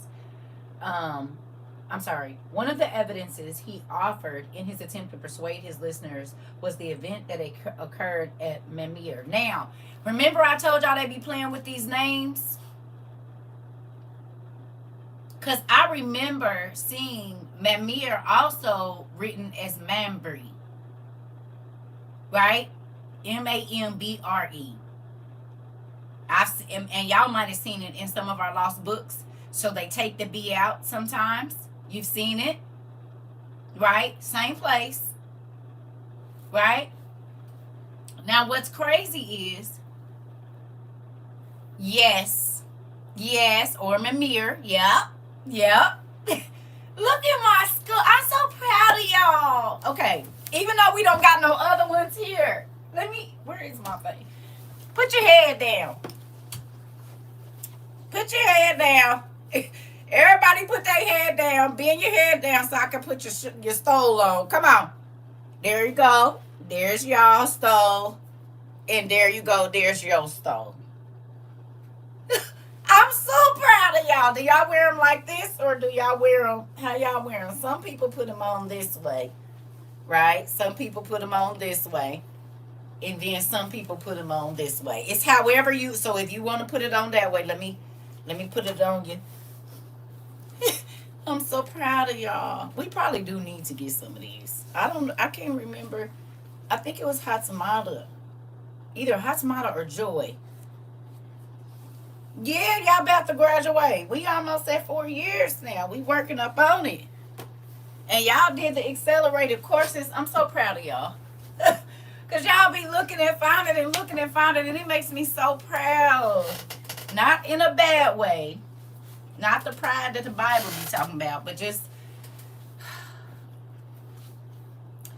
Can I say this to y'all? And I know I said it the other day, then we're going to get on to this. The reason that I'm so proud of y'all is because some of you all went from never ever reading the Bible at all, or being and read the Bible your whole life, but you went deeper. So maybe you were a babe in Christ even though you had been in church your whole life. Because I'm going to be honest with y'all, and I said this to my son the other day, and I said this to my cousin too. I said, my mama, your daddy, my brother, and pretty much all of our uncles and aunties and family members that are saved are still babes in Christ, and they are still on the milk. Mamre also guards a well of wisdom Remembrance burner. Didn't Jesus tell that woman about all her many husbands as well? I just jumped up on my bed. Uh-oh. Uh-oh. Uh-oh. Uh-oh. Well, guess what was built at Mimir? That was where the first let me get into this. Okay. Well, let's just go there. Here we go. I'm gonna show you. Nisi Poo, since you just all in it. Because you is all in it. So what I'm reading about is some of the first structures. Now, see these 3 holes right there? They're actually massive. The trees at Mamre, where it says Abraham was sitting under when the angels came, those are the holes that the trees left. Do you see how big this is? They had to put a big, huge gate over it. This is from an aerial view. Understand that. You see how big that is? If this is from an aerial view, how big do you think that tree was? It's 3 different trees. These are the trees that are at Mimir. Now,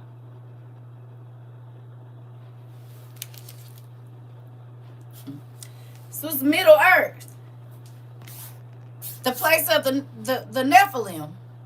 Mimir was the wisest of the Asir and was sent as a hostage to the rival gods. She's right. When he had to go down in the earth. Yep. This one, listen. The Nephilim, you see in the book, it said, just go with me. We going. Yeah, I was just look, and I got my notes. I'm telling y'all, I've been in here. Now, yesterday I got off and I laid in my bed, but because I went to sleep, I was up at like 2 o'clock. I woke up at like 10 or 11 last night after my nap, and I was up until 3 o'clock this morning. Right, but I didn't want to get on here. I was just listening to music and whatnot, talking to God. So anyway, oh, mind you, look at the size of these stones. See the man? This is where Abraham built his first, where he was going. It was one of his altars. Okay.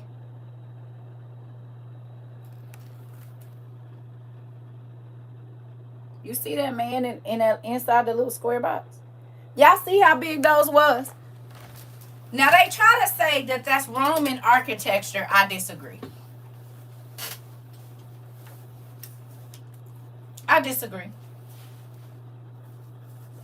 Because Abraham was living at the same time as the Egyptians, and when all of those monolithic structures and all around the world was being built. We understand this. He was around Nimrod now, who we know for a fact were giants.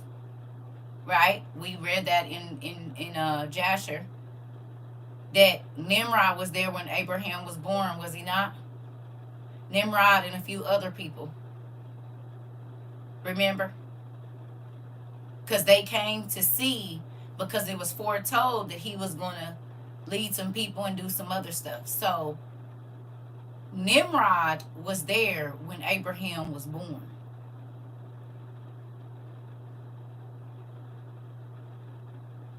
Because Abraham, Terah and Nimrod ran together. Terah is his daddy.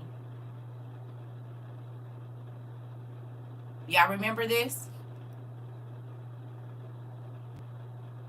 Because he went in there kicking down his daddy's statues, because daddy was worshiping the idols and all of that. You remember? Well, we know that Nimrod was a giant, and the people that he was running around with was giants.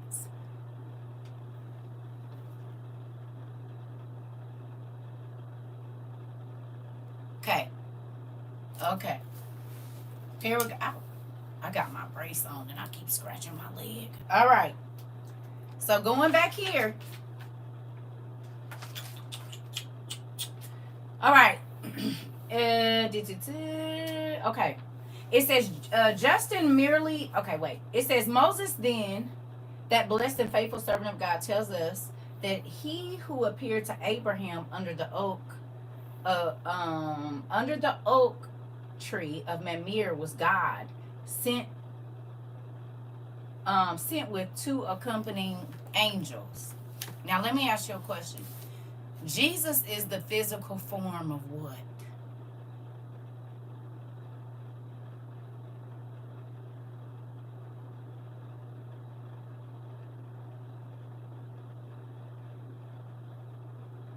God. What if all the times that it said that God came and spoke to somebody, it was Jesus even before he was born? Remember, they always said it was a super bright light and a person couldn't see Jesus is the light. They said the light that radiates on him, off of him, is lighter, is brighter than the sun. So what if the Lord, when they say that, what if it's supposed to say Jesus right there? In all the places that it says Lord, what if it's supposed to say Yahshua or Jesus or whatever name that the people know the world Savior by? Because you can't say that he didn't show up and they didn't pick and choose which time. Think about it. The angels guarded him.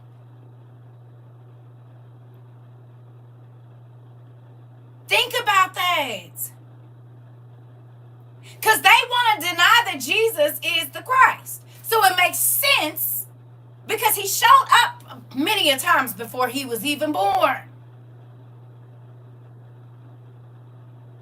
Now, I'm not saying it is. Don't that make more sense that they changed the name? Because then people would say, how is he showing up and he hadn't even been born yet, which would make him God for real.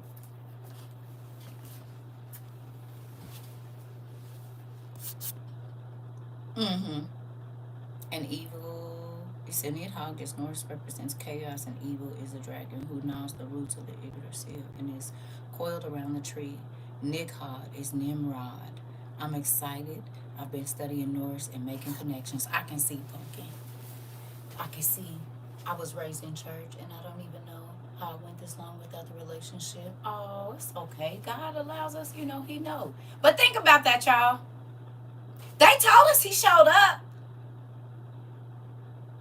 And whenever a person, think about it, the angels, they could have been accompanying Jesus to come and talk. Because in this, it was said, like, what if Abraham, when it said God came to Abraham, Jesus is the physical part of him. What if he was, when it said the angels came, what if it was him that came back to Jesus? That came back to Abraham too. What if he was showing up in all of these places? If they saw him in a fiery furnace and they already knew what he looked like, how did they know it was the Son of Man unless he had already been showing up in other places? Tell me.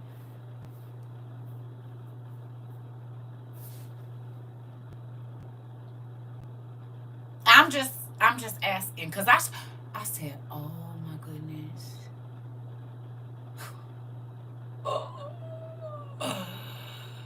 Oh God, they played in her face. And I'm not saying this is for sure, but it makes perfect sense. Because it's disputed what that Lord really means. Right? And they try to say, oh, blah, blah, blah, blah. But what if it was Jesus showing up all of the times? For real, think about it. Because he showed up before he was born several times. He showed up.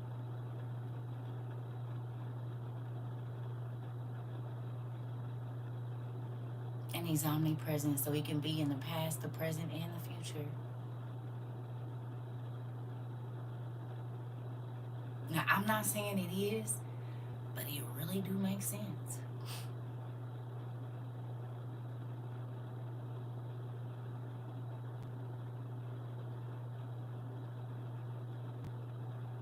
They always saw a bright light. They always saw a bright light, and it said that God or the Lord, and we know that Jesus is the first light.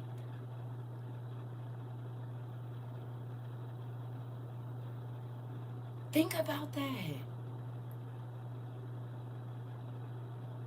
He's God in the flesh. He was also the first perfect created being, was he not? And he was created even before the angels. He was the light that was created.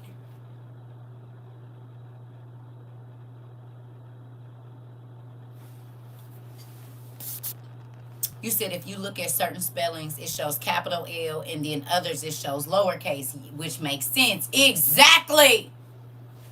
Exactly. Exactly. Exactly. Exactly. Exactly. Exactly. What if he was showing up? Well, we know he was. It ain't a what if, because he did. In the regular KJV, he showed up before he was born with the Hebrew, the boys, Shadrach, Meshach, and Abednego, them. And they, I know Hananiah and whatever the other names are, but I'm just saying, we know for a fact that he showed up and he was not born. And everybody, how did they know he was the son of God if nobody had ever seen him and he wasn't born yet? What if it was him that came to Mary with angel Gabriel? Because the angels was sent to guard him. Well, if he was showing up prior to getting to being, y'all, Jesus was the people, the only God that people could see. Just like Adam, every time he died, the Word and Jesus. Right! And what made me think about that is because, now see, you all in my business, because I went and I read in the book of Adam and Eve and it said that God got off his throne. And the angels was driving his chariot. And he walked through the garden. Well, if God is the spirit, he ain't doing no walking, is he? But Jesus do.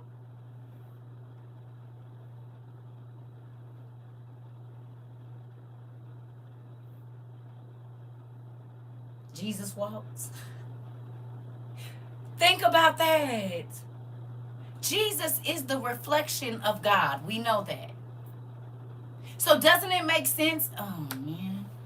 I'm shaking right now. I'm so excited. I just wrapped it. I fired all of this at my mom and she just got off the phone. Hilarious. Think about that.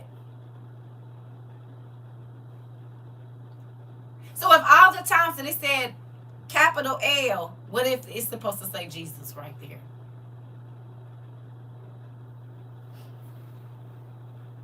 And it also makes sense because the Jews don't believe that Jesus is the Christ. So they probably would change his name because they've been trying to hide it the whole time. Yeshua, whatever. It makes sense because they didn't believe that he was the Christ anyway. So why would they let his name be put in the books and they didn't believe? Then that would discount everything that they believe because he had been showing up prior to his birth anyway. Like, what if he was the one coming saying, I'm going to be born. You have to.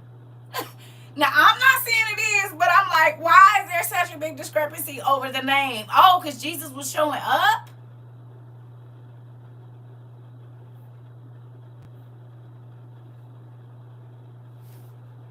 He showed up before. And y'all, everybody that had they say about this Lord. Okay, now I'm starting to understand why Jesus was also called Lord, God, and the Father. Listen. Now, I'm not saying, but it makes sense. It does. And after reading this, I'm like, what if Jesus was the one that came to Abraham and told him, I'm going to come through your line? What if he was up there with him? And I'm going to give y'all a little bit of my thoughts on this, okay? Now, listen, and this is what made me think about it.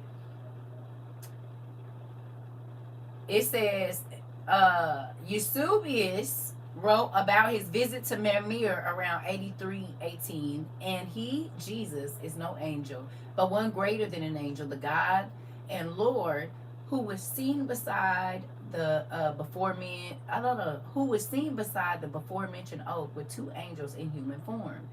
This would be our Lord and Savior putting on a human form and shape and revealed to the godly ancestor Abraham who he was.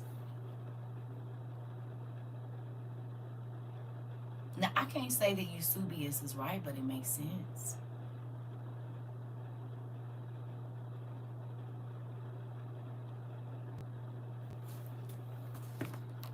And then I started thinking, how many times did Jesus appear before he was born?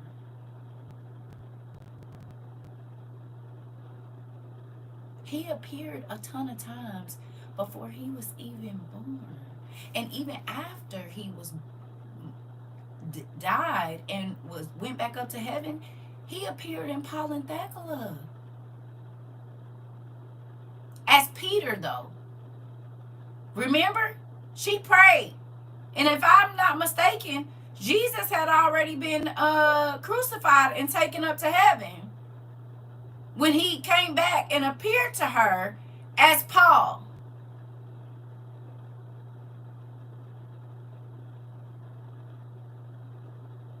You said I'm about to squeal. My toes may fall off my feet. Right.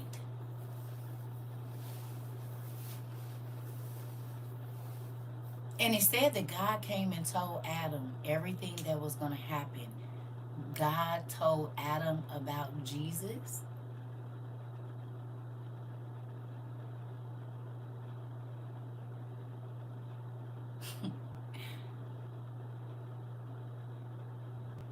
Do you believe that everything exists in the spirit first?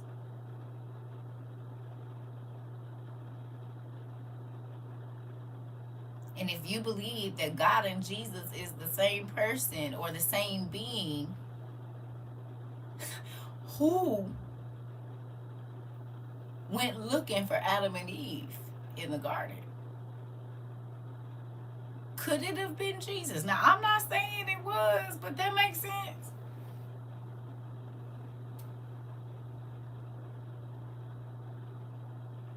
Because he was the first perfect thing created. He was the first perfect being that was created. He was the light. And whenever God got ready to speak to a person, there was light that scared the person. Milbia, you gotta put it out. I don't know Daniel 3:23. I don't know it by heart. Put it up for me, please. When he came down as Jesus, he wasn't new to this. He was already true to it exactly. Because how, if nobody ever seen him, did Shadrach, Meshach, and Abednego, and not only them, the Babylonians said the Son of Man is in there with them. How did they know what he looked like? And he had not been born yet. His eternal existence alongside. He says the beginning was the Word. Oh, okay.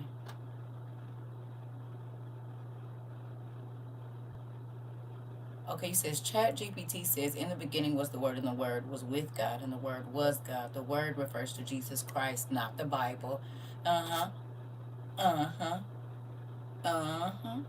His eternal existence alongside God the Father. Right. It makes me wonder if the first body God showed the angels how to put together was his physical body. He didn't even need that. He was made before the angels, babe. Jesus was made before the angels. The angels helped create our body. They wasn't even in existence when his came. He was the second. When it said the larger light, God did that.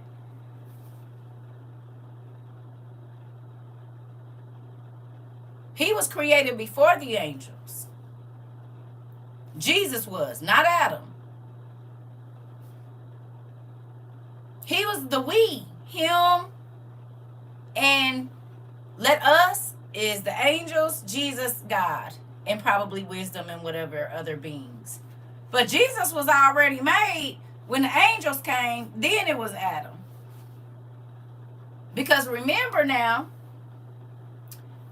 Jesus is the part of God that we can actually see, and it was his reflection that was, because Adam was not the perfect man.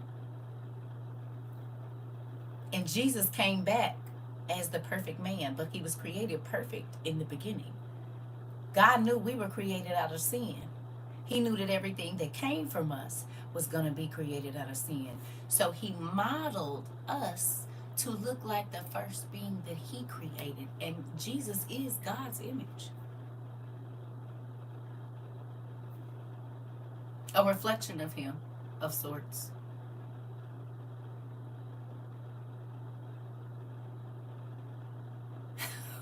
Baby played in our face the whole time. He said they got eyes, but they don't see. They got ears. Because this makes perfect sense. The reason it was probably always an angel is because they was coming to, even though he didn't really need guarding, but that makes perfect sense. The light part of it, I was like, wait a minute. Yeah. Think about that. So maybe all the times, because the devil wants to fool us, that it says Lord, it's supposed to say Jesus, Yahshua, everybody could Chua, because they call him that in Vietnamese, I guess, Chua, whatever his name might be. But think about that. Y'all toast wiggling? Because mine says, I need coffee. And this is why I didn't want to talk to y'all about, because I don't want to CERCA. No, I'm just telling you, after reading that, I said, wait a minute, that makes sense. Because that's been long debated about that Lord. And he did show up prior to him being born. And he is the physical representation of God in this space, in this realm. It's like the only part of God that will come to this realm until. Because the earth is filthy and he can't be around no sin. So it makes sense that he only sent a part of him to come and give his own,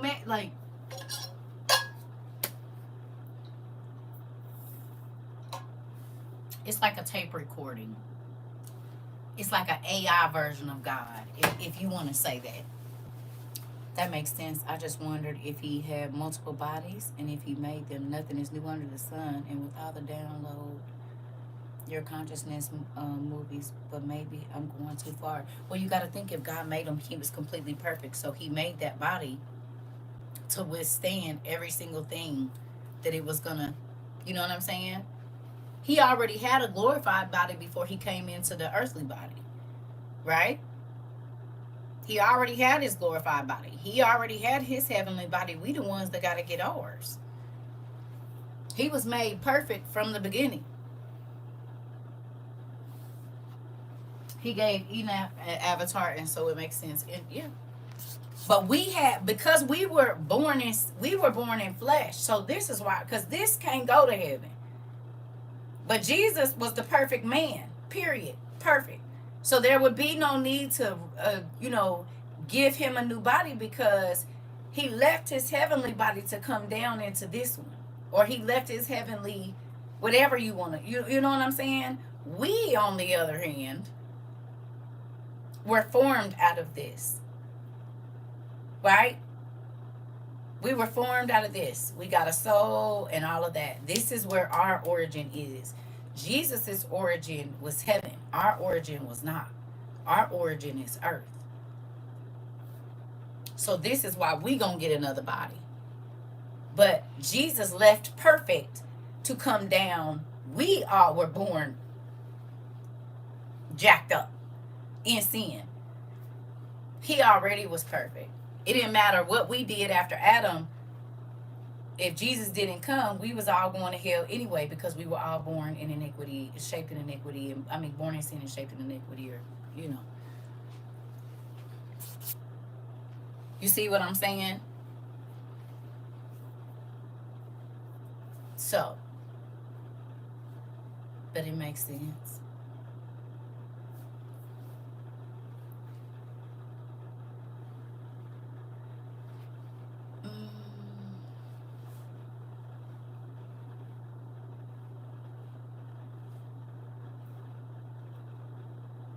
Our spirits are not the same as his, because he's God in the flesh.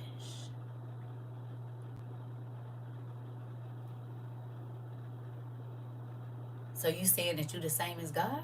Because Jesus is God in the flesh. His spirit is the spirit of God. We have the breath of God. But even with that, God has to come into us. Jesus didn't have to get filled with the Holy Ghost because he was the Holy Ghost. So evidently his spirit was different. We have to get filled with the Holy Ghost. He just was it. That's a different spirit. Demons could not inhabit Jesus's body. They can inhabit our body. Sin can't be nowhere where he's at. So the spirit has got to be different. Sin can stay in here. Demons can inhabit our body. Demons couldn't inhabit Jesus's body because he was God in the flesh. He didn't have to get saved. He got baptized just so we know what to do because his flesh was, he was born into this. But he's God in the flesh. That's a different thing. We are not God in the flesh.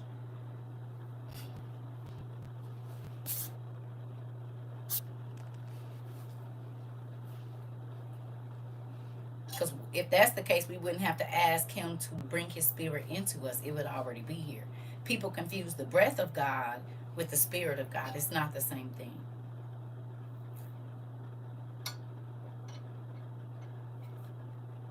Mm-mm. We got the breath of God. We're born with the breath of God.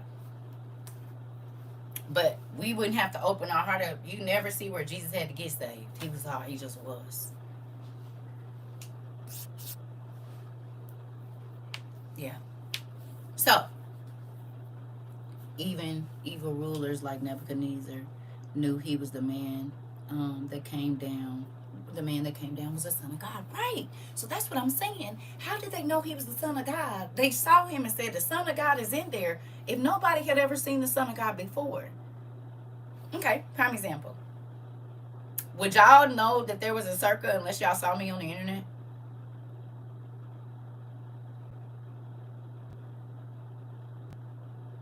The only reason that you can say, I know her name is CERCA, is because you saw me. And if they ask you to describe me, whether it be the old skinny me or this chunky one now, you can do so. You gotta be and see somebody to recognize who they is. I'm sure he didn't have a I'm the Son of God shirt on. So how did y'all know unless somebody didn't seen him before?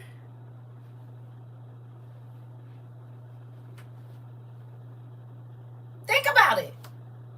They look. Give me a second. We got to do it. Let's make it make sense. Oh, I got water, so I need coffee. Go on and get your stuff. Go on and get your stuff. I'll be right back. If you need a bathroom break, go on and get it.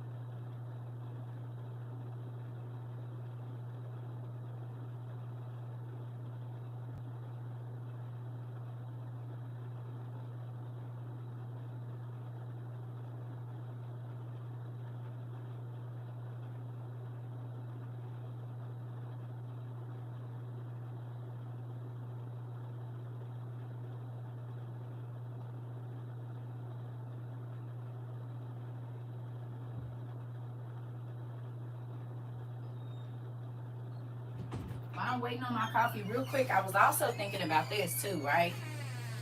That whole like one angel built one side of your body, one angel built the other side of your body. Don't ever know what your left hand. Don't let you never let you. Y'all know the thing. Don't ever let your right hand know what your left hand is doing, right? But in the same body, it's good and evil, is it not? A third of the angels fell, right? In our same body, we got good and we got evil. Could that, don't ever let you know what your right, let your left hand know what your right hand is doing, because part of your body was made by an angel that end up becoming evil. So it could be sin. Okay, think about this. How many times does your body do stuff that you don't want it to do?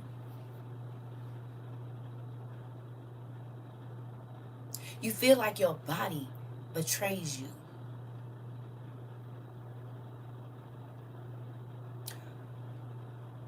Whatever your intent is, when you are creating something, that intent and that energy is trapped in that thing, is it not? If you put goodness, you can talk to your plants horrible and they will die. You can talk to your children horrible and they will die, emotionally, spiritually, physically sometimes. Think about that, y'all. God made angels knowing that a third of them were going to rebel. But he don't punish you before you have done the thing. He gives you an opportunity to make the right decision. Remember, we read, and I ain't going to say where I read it because I don't like sending people over there, but there's another portion where it described Adam. And then it said Joseph had his nose, and this person had his this, and this person had his that. Well, who was Adam created after? Who was Adam the image of? Adam was the image of Jesus, right? So it makes sense that the people that went through the most crazy stuff had something that looked like Jesus.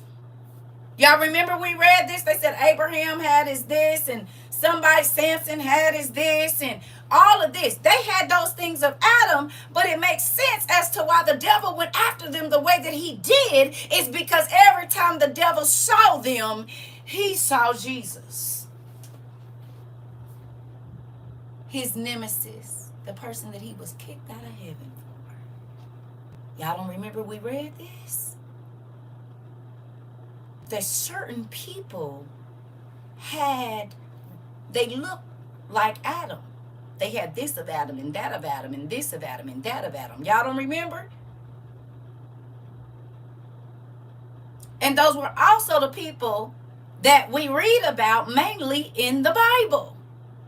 Well, the devil was there. He saw Jesus. Ooh, you look like your daddy. Oh, you look like, oh, I can't stand you. You look like your daddy. Come on.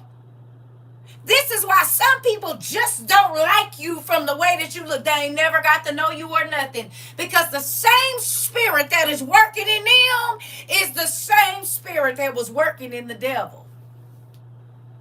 Because he knew the image of God. He knew the perfect man. Understand, Jesus was in heaven when Lucifer and his brothers rebelled. They already knew what Jesus looked like. They already knew. So when they got kicked down here, anybody that reminded them of Jesus, oh, think about it. And you can have grandmas, aunties, cousins, mamas, and daddies that will despise you and treat you differently because you look like somebody that caused them some type of mental or physical pain, and they will abuse you just because of who you look like. No?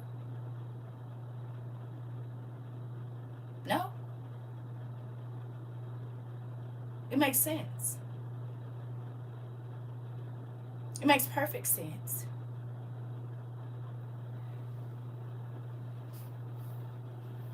So anytime, because Lucifer and his angels, they know what Jesus looked like.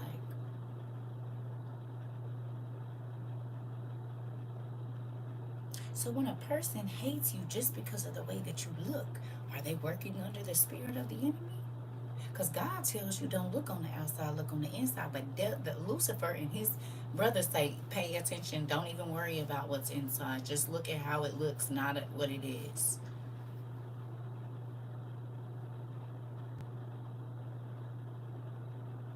If all of these men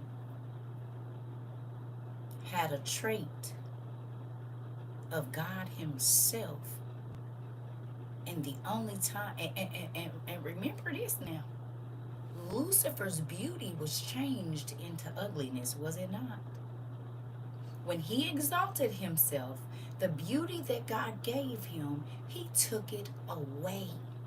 So not only are you not the most beautiful anymore, you have to look at men that have the face of God in the flesh and be okay with it, knowing that God changed you into ugliness and a hideous face, jeepers creepers dang near looking, or worse. Would that anger you?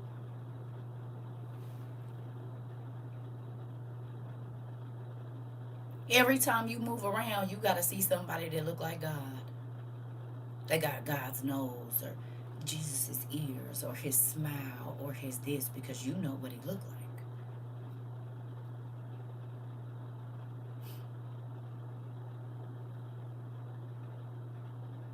This is why Lucifer is always trying to disfigure humans. Cut your body up, because God made him ugly and dark, and Jesus is still handsome and in the light. Because look at all the people in Hollywood. Hell, you ain't even got to say Hollywood now. Look at how many, it's a whole song about it. These BBLs killing y'all, and the thighs don't match. Oh, these BBLs killing y'all, and the thighs don't match. Now you got niggas going and they looking and just, you should have left that alone. Cheek fillers and listen, them caricature lips is over with. Everybody look like the drawings. They got a big apple head and a little bitty body, just like the caricatures that they draw when you at the fair.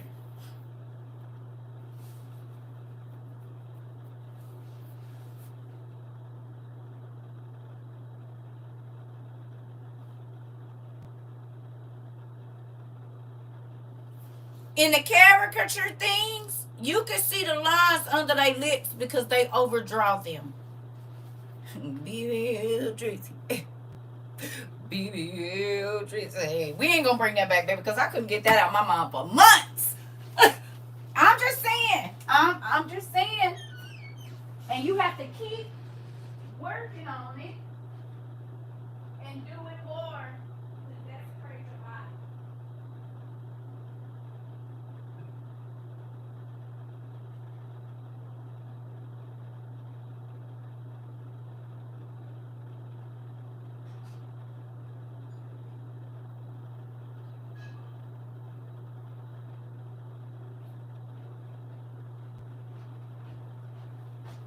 Makes sense. The devil don't want you looking like God.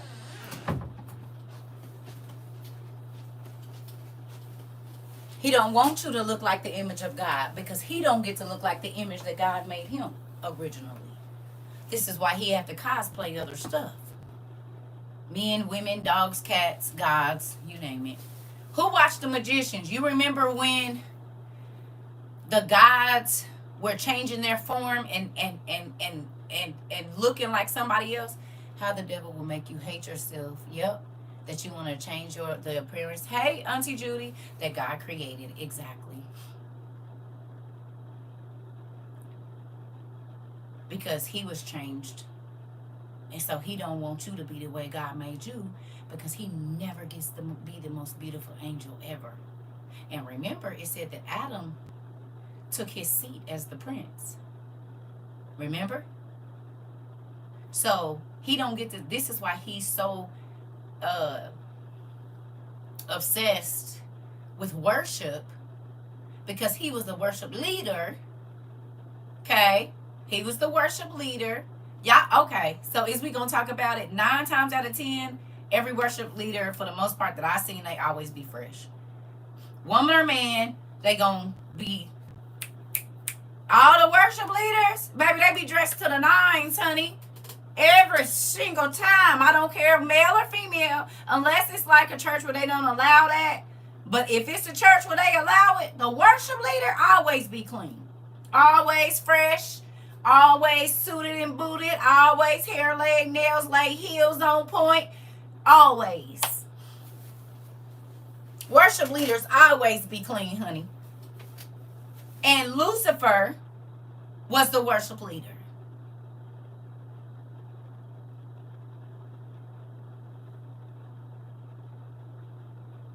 He was the most beautiful. He was the most adorned.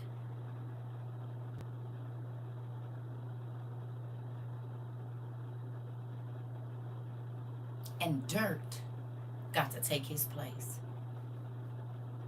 Because Adam got his seat. We know this from Enoch. Adam gets to sit in the space where Lucifer used to sit. So the throne that he didn't want, that wasn't high enough for him, he'll never get to have it again. And Lucifer is pissed about that, because not only are you ugly and hideous, and if people could see the real you, ooh.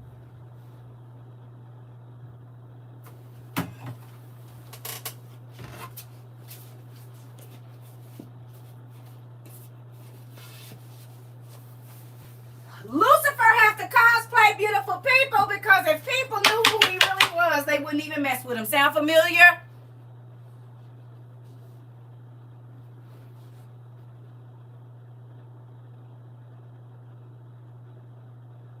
This is why people, when you can be authentically you, they don't like you, because they cosplay a good person. They cosplay kind.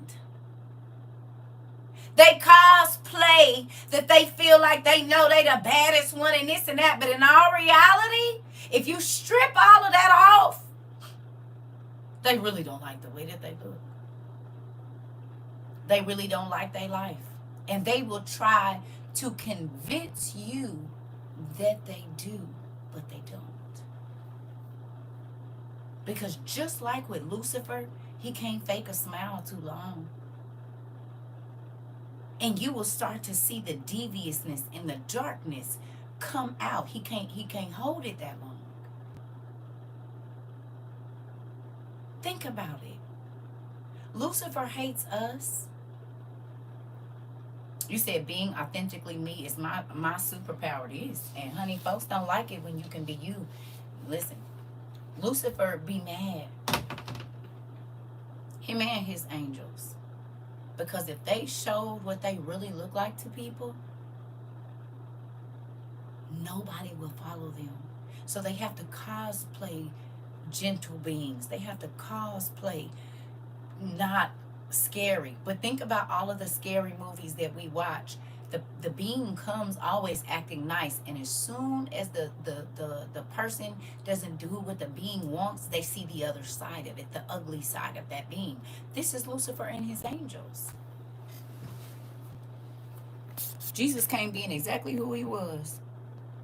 Now I understand why the devil is a threat to us, because once we have dad in our life, we look like him, and the devil hates that. Right, because sin changes your appearance. Right. You tell these people to name one of their good personality traits, and they get to talking about superficial physical things. They don't even know themselves for real. Listen. One of the last conversations I had with my baby daddy, that's exactly what I said. And everything that he named was physical things. I said, you don't like yourself, do you? You can't. And then this is the thing. When I asked him what he liked about being a black man, crickets. Crickets. I mean, what he didn't like. No, yeah. When I asked him, it was his skin and like very vague. But when I asked him why he didn't like it, it was a list of stuff. Excuse me. Opposite. Yeah. He can tell you why he hate being a black man and why he wish he whatever. But asking him about what he basically that's what I was doing, asking him what he liked about himself, and it wasn't that much. And now I understand why you don't like me, because I like myself. I like myself when I met you, and I like myself now. Sure did. Took me too long to get here. Moving on. Yeah. How you treat others is a direct reflection of how you treat yourself. Well, how you feel about yourself. How you feel about yourself. Because I know a lot of people that I treated them good and they treated me like crap, but they swear up and down they love themselves. And they treat themselves well. They just didn't treat me well.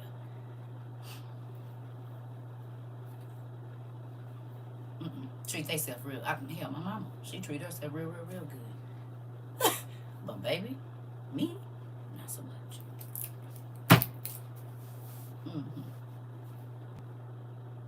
I feel like she treated me bad because of the stuff that she saw that she knew was from her that she didn't want to address. So she treated me crazy because then she had to address her past, and she ain't gonna do that. I love being black. I embody love and dreams of all the generations that came together. Yeah. I used to be like that. I wanted to be brighter than I was. Wanted to be smaller. Wanted pretty eyes and my name to be different. Baby Lord, the Lord helped me. Yeah. Especially in the 80s, though. In the 80s, that was a thing. I remember that. I wanted my name to be Tina. I don't know necessarily about the light skin stuff, but my mama always talked about people with pretty hair, and y'all see my stuff. So, that was a thing. I definitely wish I could have had more hair. But I definitely got some after I quit letting her play in my head. So, there's that. She kept me at the beauty shop, but it was a whole bunch of processes that I didn't need, probably. Mm-hmm. I totally understand that. Yep. But you got to think, if you have a parent or family members that make you hate yourself, you do want a different name, because whenever somebody call your name, they say it with disdain. And if you looking at people and they never smiling at you, maybe because of how yep, it was when I was in school. Yeah, I know, girl. We all went through that. But you got to think too, like, what did the people in your house talk about? Like, even in Spanish families and stuff like that, right? The darker skin, we got some Spanish folks, we got some Latin folks in here, Latinos and stuff like that. I've been around Spanish people, and it was they called him Shadow, but Wera is white, and what's the other one? It's not negro. It's something negrito. It depends on where. It's another word that they use for black. Mole. What is it? Does it start with an M?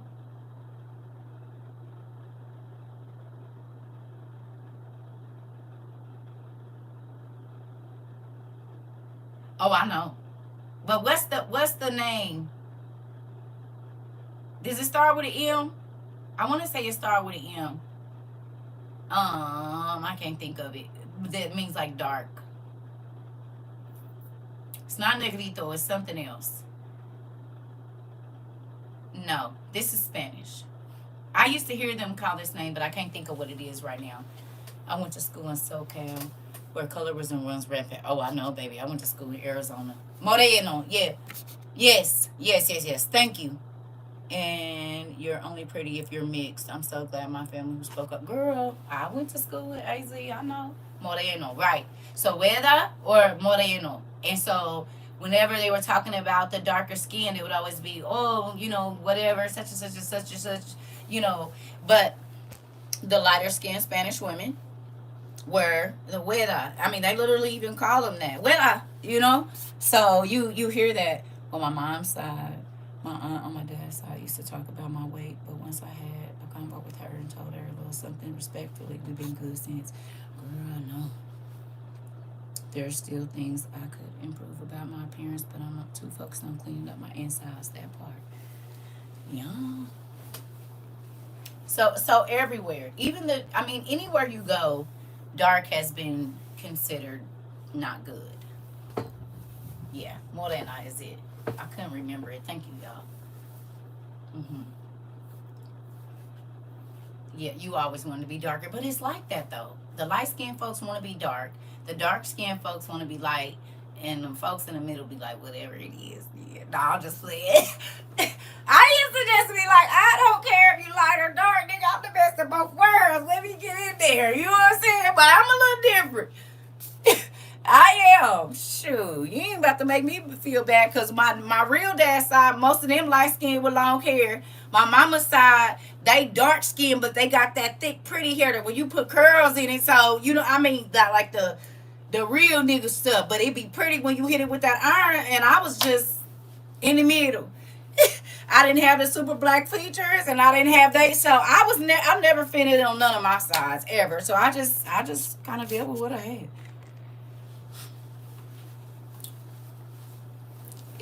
You hear me? I literally heard Dominican girl say her grandma tells them even if he won't marry you, have that white man's baby so they can breed out the black. Oh yeah. Oh yeah, I know. I Girl, that's in my family. My mama really only messed with her light skinned grandkids. She probably only got 3 or 4 dark skinned grandkids. And then like even her great grandkids, if they light skinned with like super silky curly hair, oh she loves them. The other ones, no. You get thrown to the side. Colorism is huge in my family. And that's why like and y'all see all my kids. All my kids are a different shade. People used to get mad at me. Hey pumpkin. Isabel. People used to get mad at girl. People used to get my mama mainly used to get mad at me because I wouldn't let her treat my kids different. She'll try to say one is pretty, and even right now, she don't even realize that my daughter. She said, Grandma never post me on her social media. She said I went through. Now she don't even know this. She says she don't have no pictures of me on her page. You know who she do have? The others, and she's my darkest child. So at 22, she peeped. She never posts me, but she posts all her other grandkids, all her other granddaughters and stuff are lighter, like my color or lighter. She posts them, but my chocolate baby, she don't be messing with her. And she brought it to my attention because me and my mama ain't friends on social media. It is sad. I'm mixed, and I'm so light. I always want a darker skin like my friends. I used to love their summer, so I could get darker. That part. Now I stay in the house. I'm so light. My ex mom in law is like that. Her dark skinned grandkids get called ugly, while her light skin, yep, light ones or brown skin ones, with the red carpet rolled out for them. This my mama. The dark skinned one comes in, weight, hand, and foot on. Yep, on the light. Yep, she be trying to make my mama make that same right now. It's the exact same thing right now.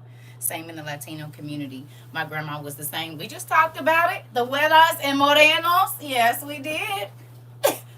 We just talked about it. We just talked about it. Crazy.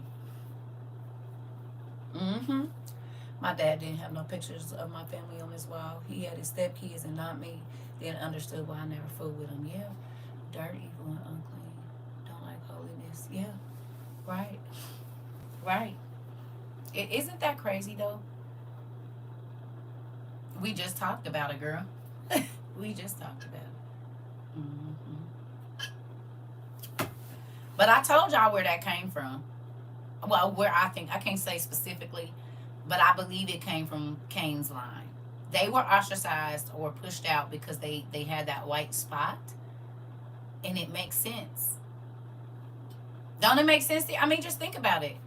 My first grandchild just selling this chocolate. Girl, love me a chocolate baby. I like my light skin. Yeah. Yeah. I didn't care. You couldn't come for none of my kids, baby. I was a mama lion, baby. You can't tell my 2 light skinned daughters or, fair skinned daughters that they cute and not say, because, baby, they all bad. I got them. honey. And two, they all 3 different shades, baby, and go kill the game no matter where they go. Like, it make me happy. I don't want no carbon copy. Baby, listen. They about to steal the whole show, not just a part of it. You understand me? Is do every time they go somewhere. And every last one of them, I tell them, "Ooh, girl, you so pretty. You is beautiful. Everybody got good hair in here. Everybody got nice hair." And what I mean by that is you got some hair on your head, so that's good. You'll never get to put no division in mine between. And they used to try to do that. I told y'all they used to ask me, "Was my chocolate baby my niece?" I said, "Now why would you think why would that be a thing? Because she dark. You must not know about black women. We can spit all of it. Don't ever come for my daughter like that." They swear up and down because your baby is chocolate, or even the like the lady on the internet that had the white baby. Pudge. It's black families that can have that same baby without a white husband. I told y'all about my cousin. Her baby daddy this color, and she like a darker chocolate brown. They both dark skinned, and they baby is high yellow with red hair and freckles. Both of them is super dark people. Well, she's not. She's dark. He's super dark, right? And they had a bright baby. Look almost white when he was born, with red hair and red freckles all on his face. Dark skin with blue eyes with light hair. This part. Yeah. And we was like, "Girl, you want to tell us something?" But the boy looked just like his mama and his daddy. Just like his mama and just like his daddy. You'd be like, I'll be like, "Look what I made." This part. So, but again, I believe that colorism comes from the first sons. Think about it. Cain's, for the first 7 generations, if you had a light or white mark on you, you was considered bad. Nobody wanted to talk to you. Nobody, you couldn't come in their establishments. What happened years later, y'all? It's still happening right now.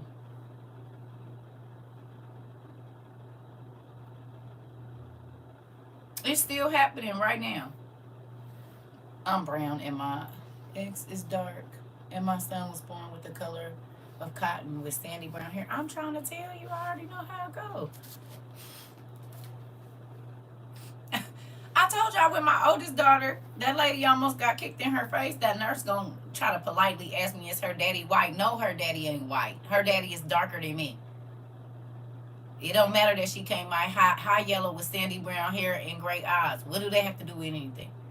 What I'm gonna need you to do is mind your business. They did hit us with the Udo reverse.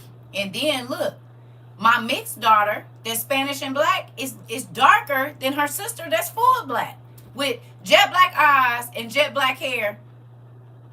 Okay? But my oldest daughter got 2 fully black parents, and she the lightest kid I got. With the lightest eyes and everything. The lightest hair. Her hair she has to dye her hair to make it like a dark brown color, because her hair is like a sandy red color. So I get it. Totally do. Genetics be doing what he want to do, and I'm fine with it. Anyway, so you said not, girl. That's why. And we do that. And we do. My first grandson is chocolate with sandy blonde hair. Exactly. It's 4 of us, and we range from, I already know, babe. Listen, my kids too. Did y'all see he about to let them whoop y'all kids in school? You said most mixed people are darker than me. Think I'm white, plus I have red hair and freckles, right? Did y'all see they about to be whooping y'all kids at school? Linda McMahon about to get these teachers folded up, ain't she? She think it's a real wrestling match, WWE and WWF, because I guarantee you this. Yeah, they signed the bill today or yesterday. Yeah, my kids different colors. Their dad's is like darker than me, and they didn't get none of his color. Come on. Did y'all see that? You saw Anisha? Yeah, look. Girl, yeah. I said, boy, them teachers about to get folded up.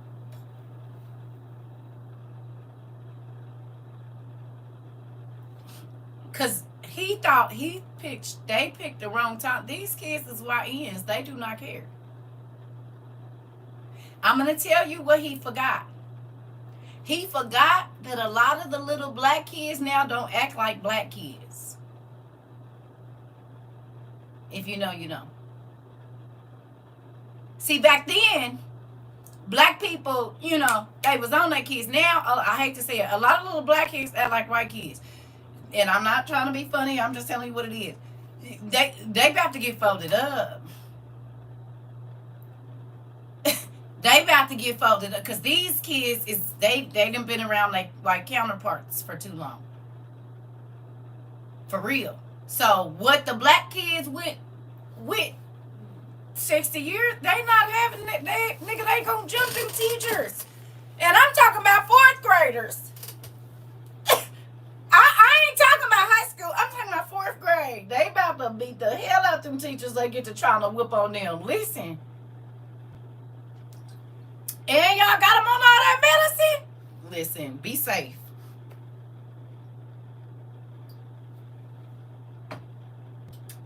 Be safe. Be safe. I'm just going to tell you that. Be safe. Y'all, he tripping. He is so out of touch with reality. He don't see these niggas riding up in school. Trump, when you was in office, baby, wasn't nobody pulling up with AKs shooting up the school. You don't love these teachers or anybody. They will come to your house. You're not understanding. When I was growing up, that was the norm. Plus, the principal grew up with my granddaddy. Yes, but it's different. It's different now. That's 40 years ago. Over 40 years ago. They stopped paddling when I was in kindergarten. In this generation, I'm an elementary teacher, and these babies will go toe-to-toe with a teacher. Some told our hall monitor they was going to jump him. I'm trying to tell you, Brianna. Here go a teacher. Brianna, how old are you? Can you tell us how old you are, Niece Pooh? She said she an elementary teacher right now, and them kids told the hall monitor they was going, look, Trump about to get these people messed up. I'm trying to tell you, he don't... I already know because all of the neighborhood kids used to come talk to me. I'm trying to tell you, he about to get them set up, girl. Rika, he is about to get them set up. Listen, that McMahon woman, she better calm down. I'm 24 auntie, and yes, ma'am, they don't give a damn. I'm trying to tell. And she only 24. She only 24. Listen, and this nigga 80, 60 years ago, or however old he is, sir, you might want to undo that. And that McMahon woman, she better hope that they don't come fold her old tail up. Being winning the school, and they be like, oh, yeah, you gonna what? And hopefully Secret Service can get to her. I was raised like a little black child and wouldn't let a teacher put hands on me. We just been fighting. Listen. I hope the teachers have more sense than lawmakers. These 2025 kids and their parents and grandparents are not down with that. Listen. That's what I'm saying, because the first time. Are they giving teachers self-defense training? It wouldn't matter if they kids. You ain't about to fight off 15 kids. Because once you hit one of their friends, the rest of their friends is coming. You ain't going to be able to say nothing crazy. These kids will knock you out.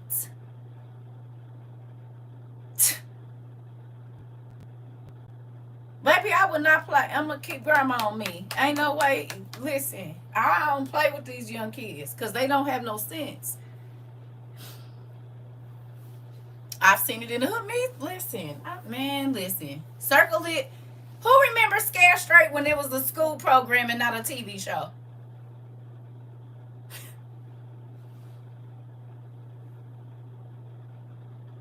When they used to bring the prisoners to your school and they didn't have no handcuffs on. And them niggas could lift you up in your chair and grab you up and flip you down on your... Okay, I was in Scare Straight then. Wasn't no jail and no TV. They was in our class with the door closed, nigga. And it was stuff they could get up in you. Like, it wasn't at jail. We was at school. And wasn't no handcuffs, wasn't no shackles on their feet. And it was one little police officer that wasn't about to stop that nigga if he grabbed one of us up for real. He wasn't going to do nothing because he didn't have no pistol in the jail, in the school. Yeah. They stabbing other kids by. I remember I was scared as hell. Listen. My teacher called me the N-word in school, and it went down that day. I wasn't for the games. I graduated in 2014. I already know. I believe it. One was just outside my house today in front being weird, digging down in his pants. A few minutes later, we hear popping. Oh, he was shooting. See?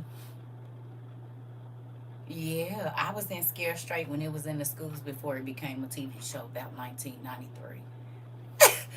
When they was bringing them big niggas in there, and I remember they picked this one dude up in his thing and slammed that nigga down in, like, you know, when your desk is connected to the chair, man, that big nigga grabbed that nigga and picked him up in the desk and slammed him on the ground in the desk. And your parents had to sign that waiver saying whatever was going on was gonna be cool. He didn't get hurt, but he let him know he wasn't playing with him. Sure did. Picked that nigga up in the desk because he was like, nigga, ain't nobody scared of you. Man, that man went over there and grabbed him. I'm talking about flipped the whole desk and had that nigga on his back. You better quit playing. And he ended up going to prison later on too. Ended up getting shot in the head and all kinds of stuff. In and out of that life. Sure did. He told him, I'm gonna do what I'm gonna do, and he did. In high school, a boy got stabbed in the neck in the hallway. These kids ain't YNs. It's YNs, and they not about to play with nobody. Yeah. When I was in middle school, they used to take the kids on a trip to Angola. Woo! Girl! Yeah. I didn't watch all the stuff down in Angola, baby. I would not be playing with that. I know that's right. My teacher hit me in 4th grade, Miss Cherry, and we jumped her butt. Ooh! This. No, ma'am. They said, when a student is fighting you, you'll have to try your best to de-escalate the situation without touching them. Basically, run away while trying to keep up. Girl.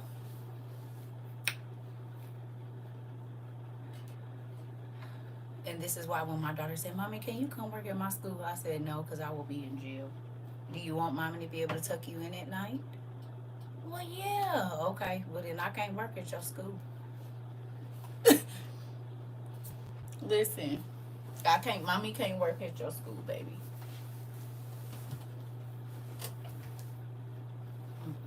If you want me to come home to you, I can't go to school and work with other children.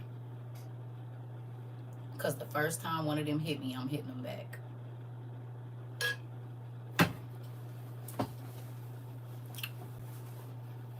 I got the permission from parents when I worked in daycare, like actually worked in a center. Now the lady didn't know, but Spanish women, it was like a Czechoslovakian woman. She barely spoke no English, baby. I had full reign over them children.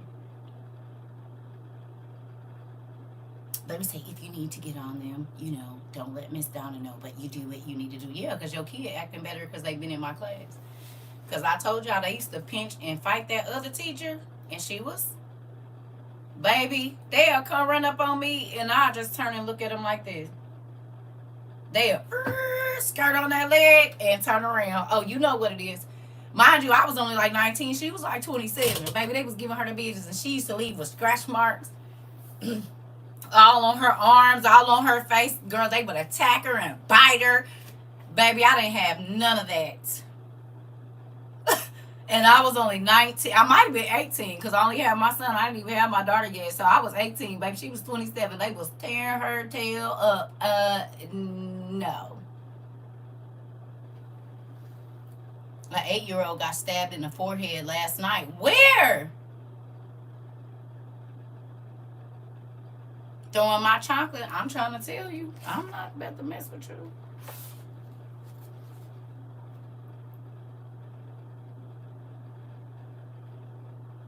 That's scary. He is really about to put a lot of people in harm's way. My pops used to be a teacher. He said he had to stop before he hurt somebody's kid. I know my brother is a teacher and my sister-in-law is a principal right now. And I got a little cousin. She a principal, and her sister is the counselor at the school down in Kentucky. So yeah, in the Midwest here, then also in Kentucky. I'm trying to tell you, I already know how to go. And I be wondering why they be playing with my brother, cause that nigga was not nothing nice when we was in the streets when we was kids, and now he a whole principal, teacher, whatever he is. I had a conversation with him back in 2009. He was like, "Look, sis, I'm telling you, these kids, they don't know." I said, "Do they know they gotta come?" Well, never mind. All right. Well, I ain't gonna say convicted because you ain't never been convicted, but that don't mean you ain't never did nothing. My aunt used to teach in Detroit public schools. She couldn't do it anymore and quit. She only teaches upscale private schools now, and the kids still bad. Yeah, they worse. And girl, law and order. Come on, y'all. So look, we done got all off subject. We were supposed to be talking about Jesus showing up. He gonna need to show up soon, because goodness gracious, it's about to get crazy. I see a lot of people also are talking about those medical records. And they talking about being able to go in your iCloud.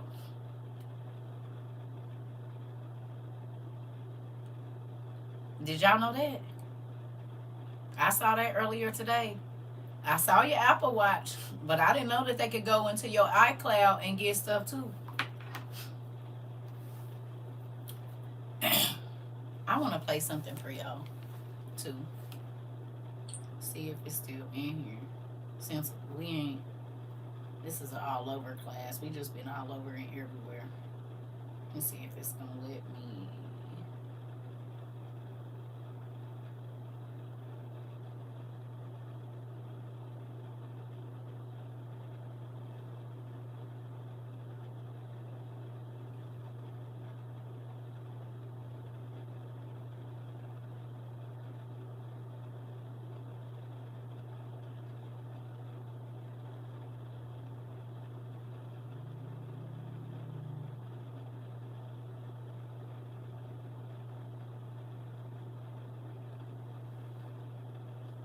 David Geyer, the guy that RFK Jr. put in charge of the autism solution, didn't just experiment on autistic children alongside his father. They were chemically castrating them. By the way, I have to quickly fact check my last video. David Geyer never lost his medical license because he never had one in the first place. He was actually practicing under his father, Mark Geyer's license, which was taken away. I apologize for the confusion. The medication he and his father injected these children with, Lupron, isn't just used to treat prostate cancer or for menopause. It's also for chemical castration. I just recorded a video going through the Maryland Medical Board's findings, but it's really long and I have to edit it. So the basic thing to know is they knowingly falsely diagnosed autistic children with precocious puberty, specifically so they could give them Lupron. The medication has valid medical uses, but the men came up with their own profile to use it on autistic children. And then the majority of autistic children that they used it on didn't even meet their profile. Why would you give someone a medication that causes chemical castration if they have nothing else that that medication treats? I'm not even sure if I can post the longer video here because the details get so much worse. I really, really don't want to fear monger, but the facts are these. A man who practiced medicine without a license, alongside his father, knowingly chemically castrated autistic children who did not meet any other diagnostic criteria that would require that sort of treatment just because they were autistic. Now he is being allowed to compile a list of every autistic person in the United States and is going to determine the cause of and therefore treatment for autism.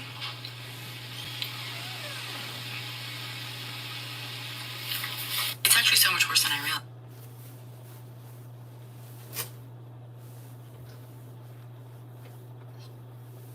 Who remembers me telling them quit letting them diagnose your kids? You said one of the birth controls they put me on was Lupron, and Sure did have trouble reproducing. Did we talk about it?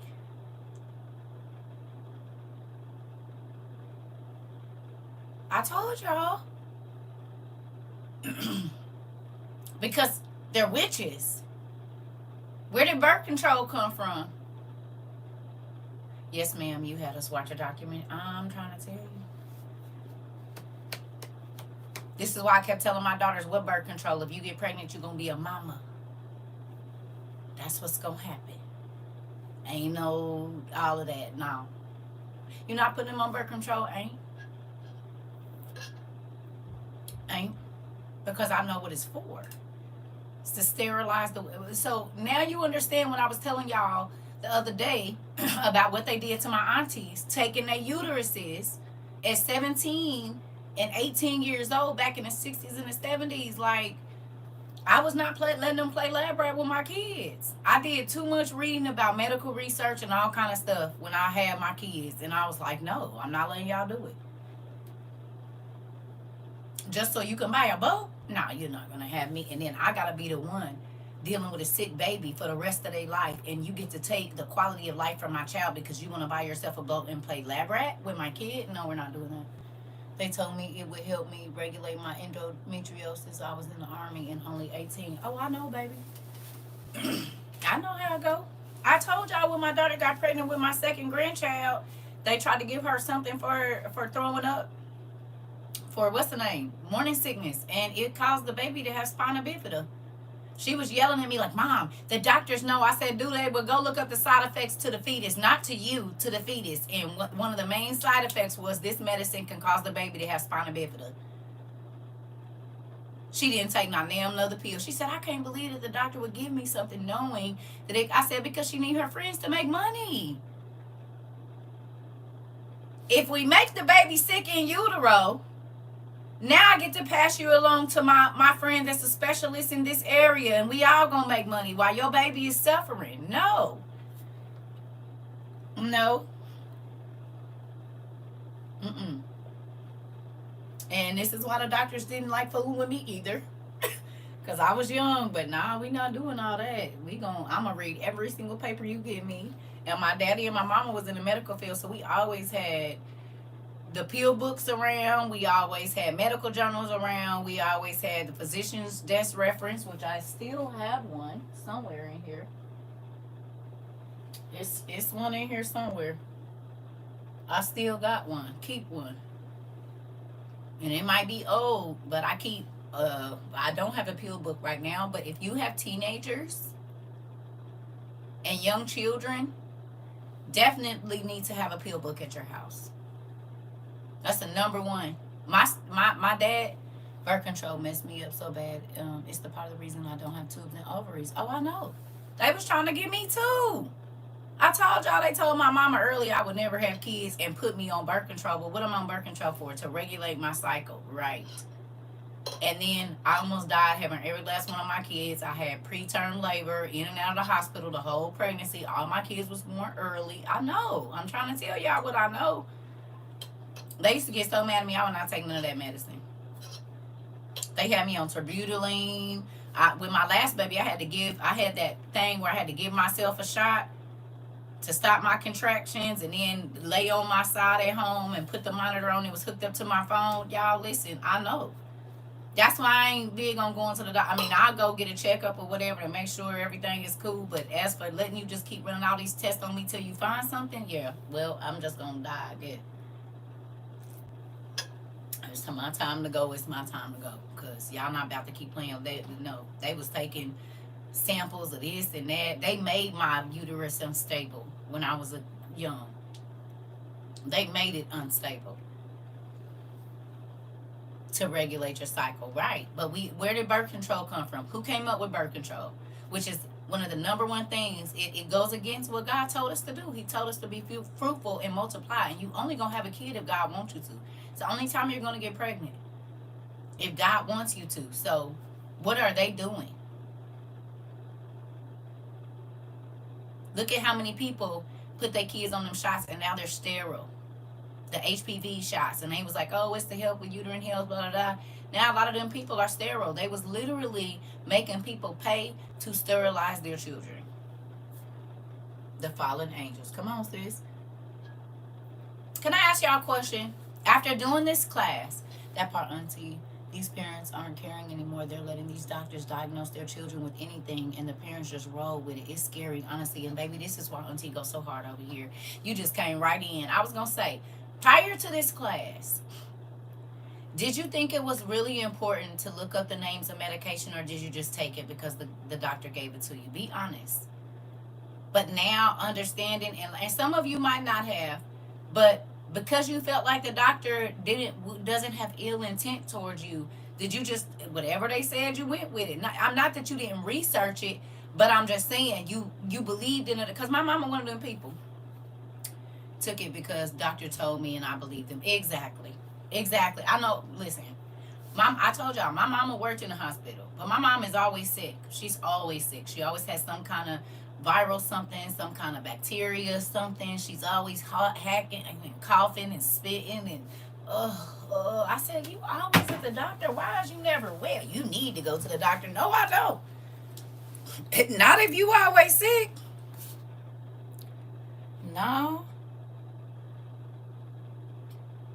Listen, I went a whole 3 years in between my kids. Not because no birth control when it was time. Hey girl, listen. CERCA, we need to talk one on one. We have so much in common from our mothers. Interesting. Wow. They was testing you. Yeah, my mama wasn't gonna let them play lab rat with me though. She said, no, I'm not gonna let y'all do that. Y'all got one hit at this. No, I just thought I was doing what I had to do for my health. I didn't really start understanding until you had your son. Okay.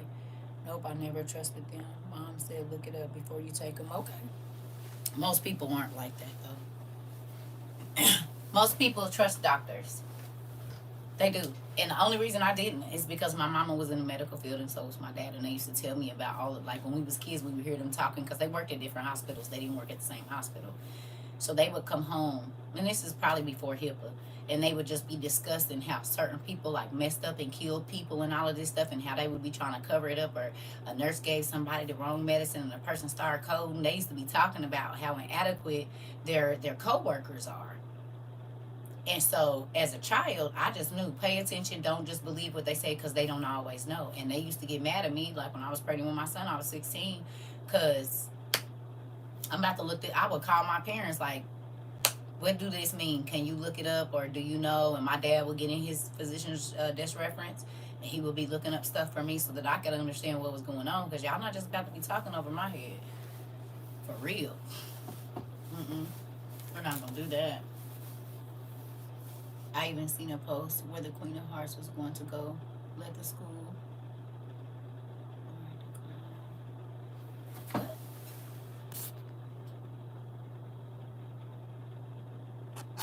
Okay.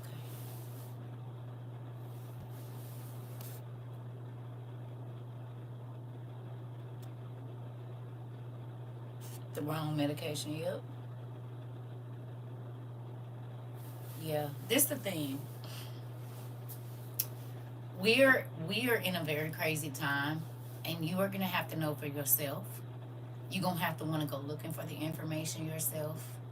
I started watching the Boy in the Striped Pajamas. I have seen that before, and I watched that with my daughters because I think they had to read it when they was in like the fourth grade or something.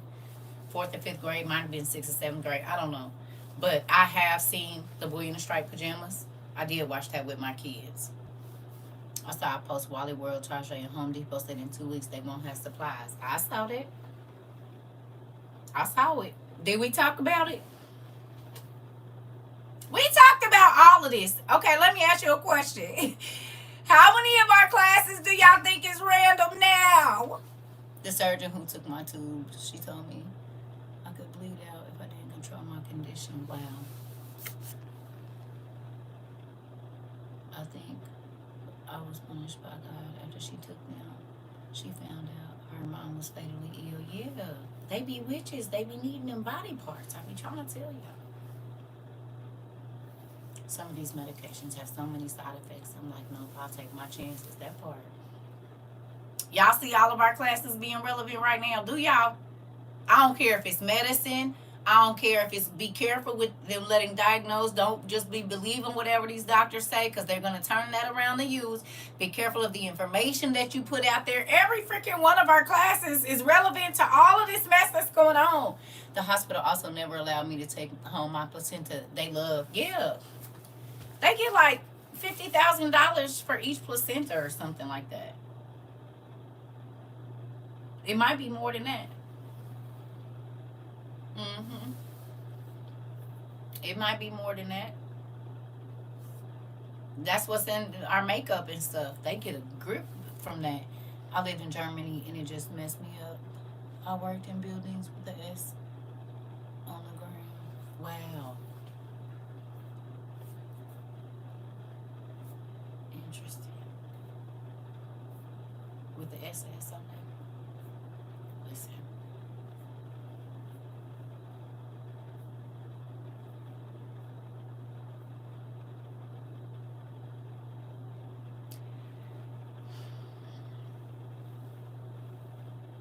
I think we're about to see a lot of the things that. Oh, it's another. Hold on. Where's this other one? Because I said this, and then somebody else said it. And I said, well,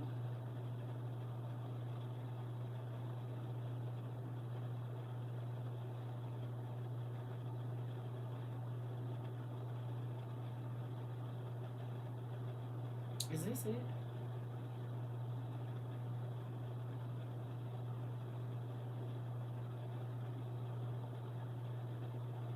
So now that Americans. That's not it. Oh, come on.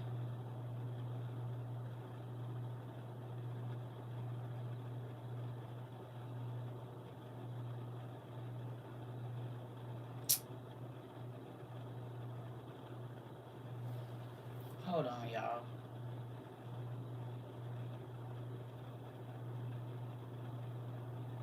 Breaking news: a judge has That's not it.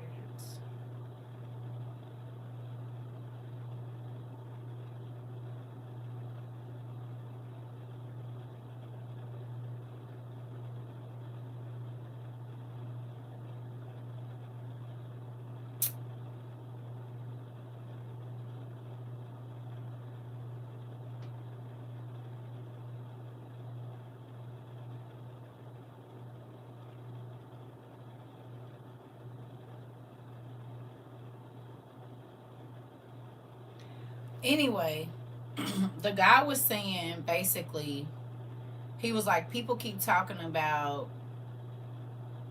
Is this it? What's that? Was a dragon dug up in Romania? Oh no, that's not it. Anyway, they might have took it down, but basically the guy was saying, he was like, everybody keeps talking about what's not gonna happen. He was like, legally, I don't know if it was Aaron Partners or who, but basically he was like, legally, you're not supposed to be able to do this, and this, and he was like, but he's done it all, so it doesn't matter if it's legal or not. Maybe it was Midas touch. Let me see. Trump's Ukraine peace talks have collapsed, and now he is giving a final. Meanwhile, Axios says that Trump is giving Zelensky till the end of the day. Nope, that's not it. So I don't know where it is, which one it was, but basically he was saying,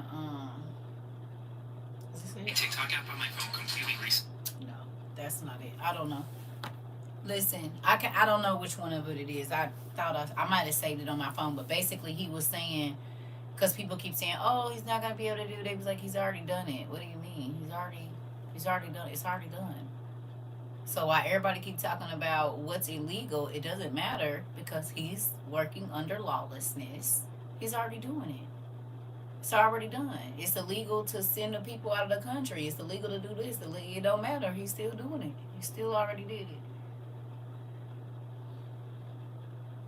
He said it's not, the people ain't gonna wake up until it is a white, natural born citizen that they ship off to a camp, and then they'll be worried about it. They gave my daughter another patient's placenta and refused to verify or correct it, but the names and numbers didn't match. Interesting. Interesting. So this the thing, family. Everything that we believe that, yes, ma'am. You said two because, oh, okay. You saw it. I can't remember who it is. Is it Tizzy? Somebody said it. I can't remember who it was. I know it was a white person. I know it was a white man. I just couldn't remember the face of which white man. That's all. I couldn't remember. I could not remember. I got this thing going backwards, but they look the same. Yeah.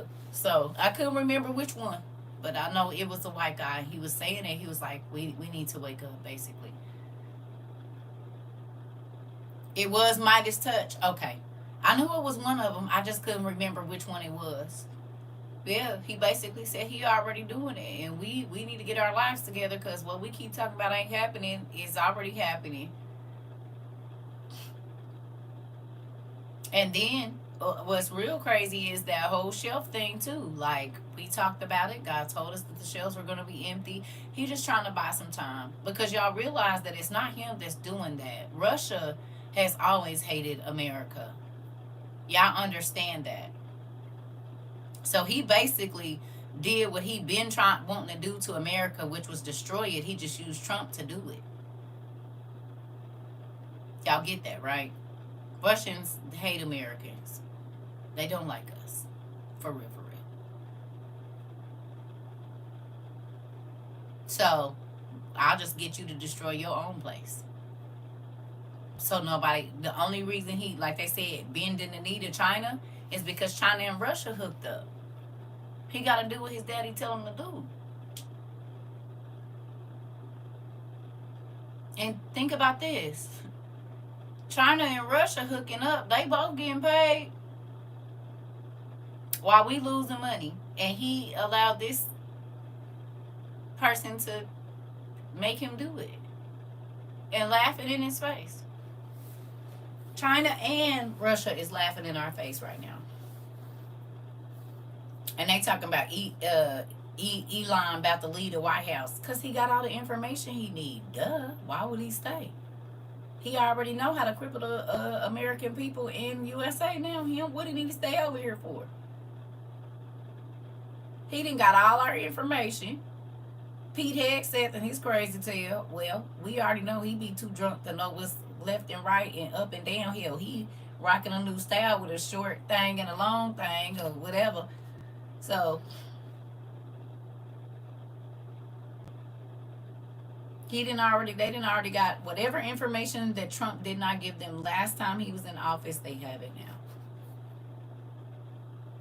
And that's why, because you got to think, if Russia is working with Trump,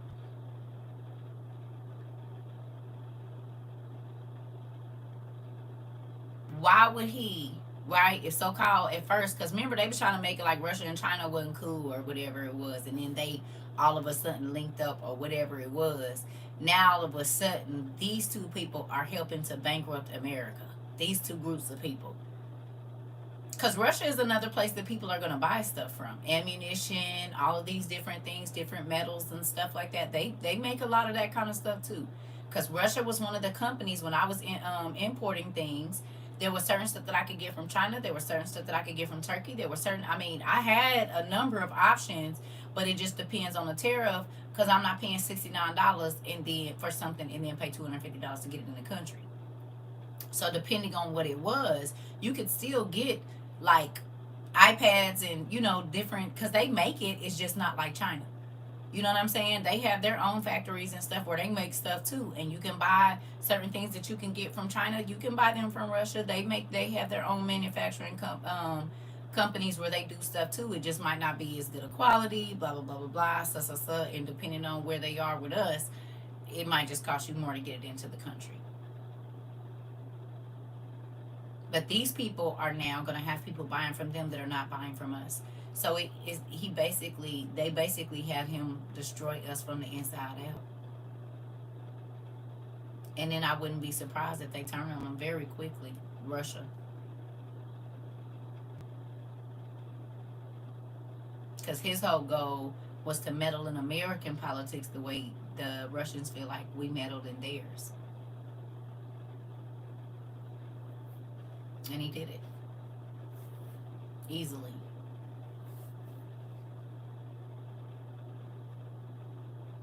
Crazy.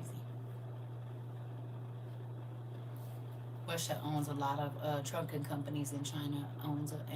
Trucking companies in China owns a lot of farms. Exactly. Checkmate. Exactly.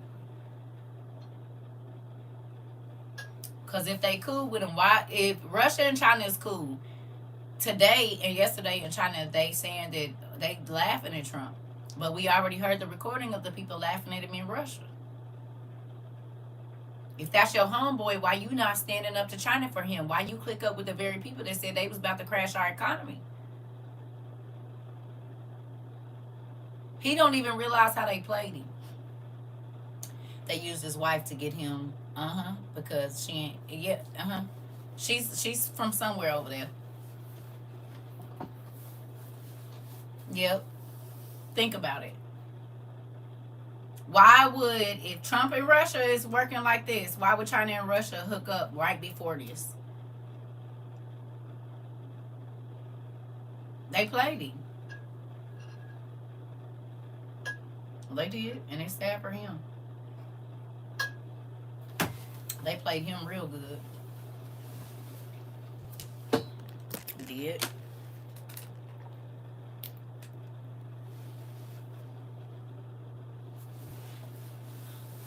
I don't know. And that's why I just be like, we gotta be alert. You know, you can't just buy what they telling you. You gotta go back to the word and look and see. That's another reason why too I've been trying to make sure that I'm calm in my thinking, and asking God, is there something I'm supposed to pay attention? A sucker is always gonna get leads. I'm trying to tell you, especially when you're trying to hustle somebody. Hustlers always get hustled. That's the problem.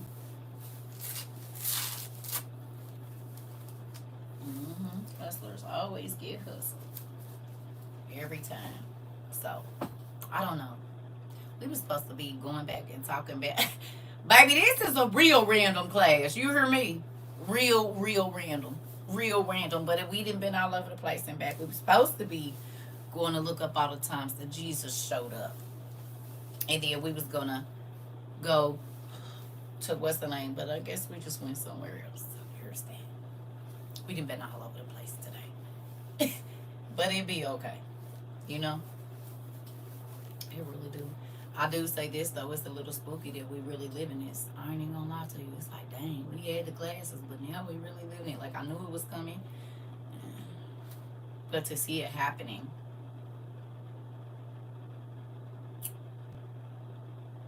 They said something else about school too. I can't remember exactly what it was. I downloaded some of the videos, but I said a lot of people probably ain't even going to be going to school next year because he plans on defunding the DEI thing. Yep. And they said a judge temporarily blocked it. But basically, you ain't gonna have to. They not gonna have to treat kids fairly because based on their race and all of that. And this is K through 12. Y'all know that, right? They even trying to get rid of certain awards and different things like that. This is all stuff he been signing in the last 2 days. And I guess in Georgia, it's some school, I reposted that. They tried to lie and say it was some type of social studies experiment, but they put coloreds and no colors, whites only up in an elementary school down in Macon, Georgia or somewhere. Y'all seen that? And the little boy came home asking about it, and the teacher and the principal said it was a social experiment. You said, and my baby will be staying in homeschool. Yep. Y'all saw that?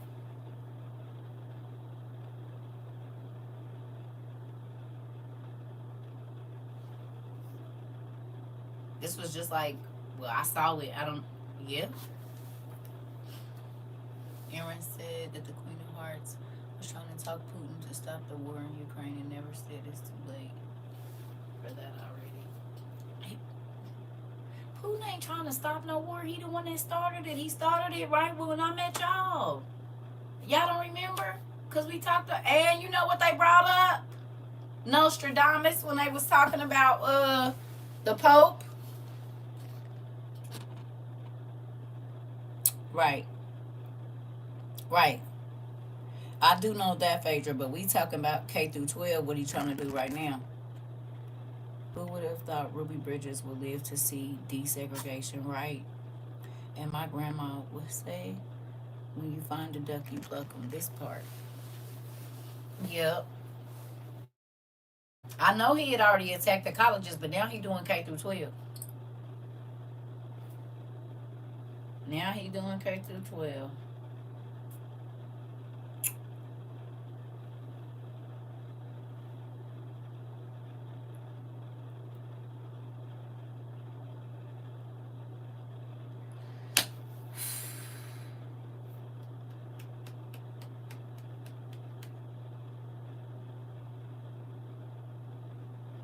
You know what? I'm not even going to look for it because it's probably on my iPad. And even though this is the same account, whatever I like on my iPad, it is not saved on here. I don't understand that. Oh, they taking the videos again. Oh, but that might be it because there go two of them that's gone. It's so crazy. Did y'all see they doing the Aaron Parnas? Let me let y'all hear this. Y'all probably already did. But why they doing the Aaron Parnas? Exactly what I told y'all they was doing to me. My phone completely restarted. My entire algorithm is complete. Who remembers when I told y'all my TikTok just completely restarted? Y'all remember that? This wasn't even too long ago. It might have been in January.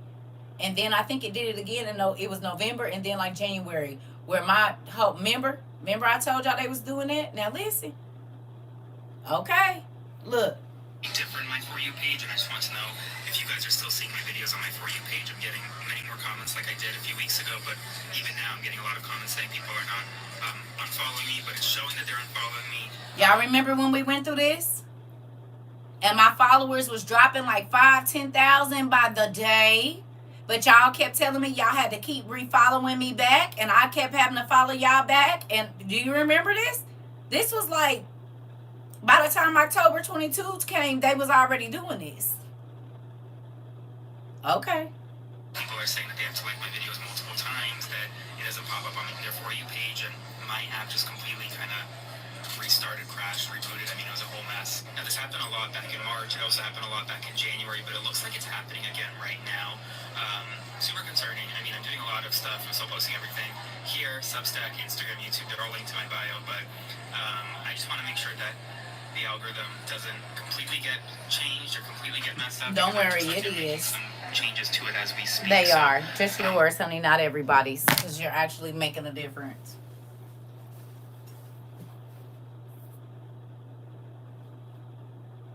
Told y'all.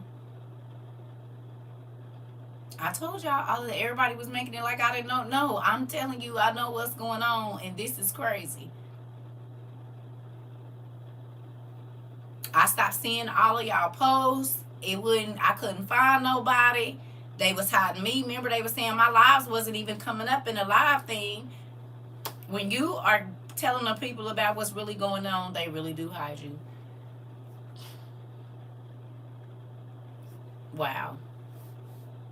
You see what I'm saying? So understand that, TT, your sis wasn't tripping. I wasn't overreacting. This man is going through the same stuff that I started to go through. And it really didn't start getting big until we started talking about what we now know. All the stuff that we was planning for, we didn't know it was called Project 2025, but it was.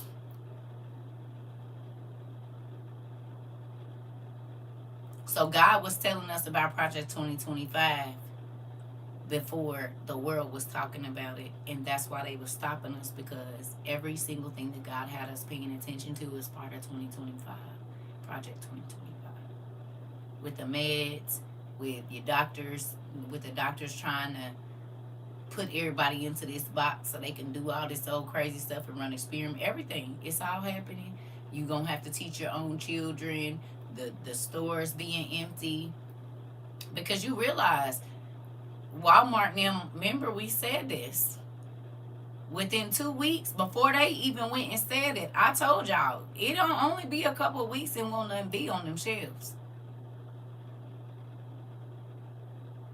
And he's only going to do it for a little while because it's a temporary hold. It ain't nothing that's going to be permanent, because as soon as he get a hair up his tail, he going to do something else.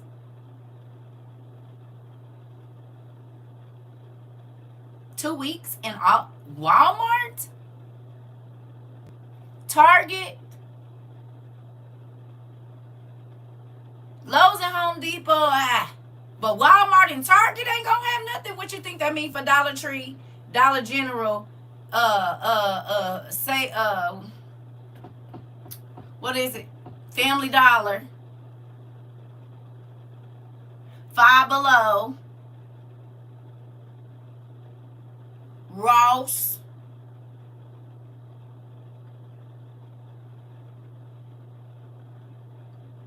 Walmart and Target are two of the largest retailers in America. Matter of fact, around the world. So for their shelves to be empty, what that mean?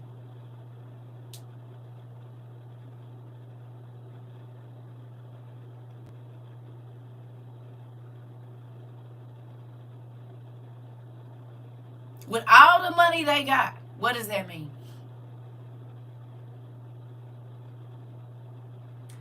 They wouldn't even be able to afford to stay in business with these tariffs.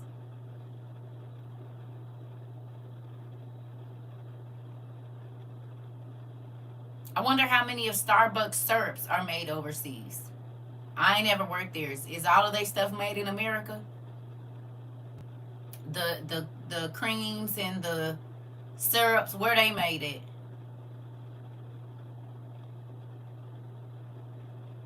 Do they get shipped in from somewhere? Simple things. The coffee beans come from what? Colombia or somewhere?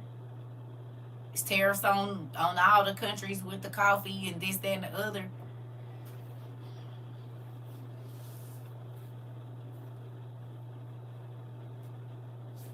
What does that mean if those stores are empty, their shelves, in 2 weeks?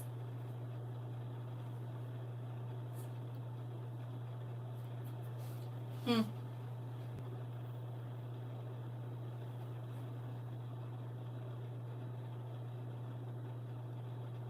I know this is going to sound crazy, what I'm about to say, but people of color,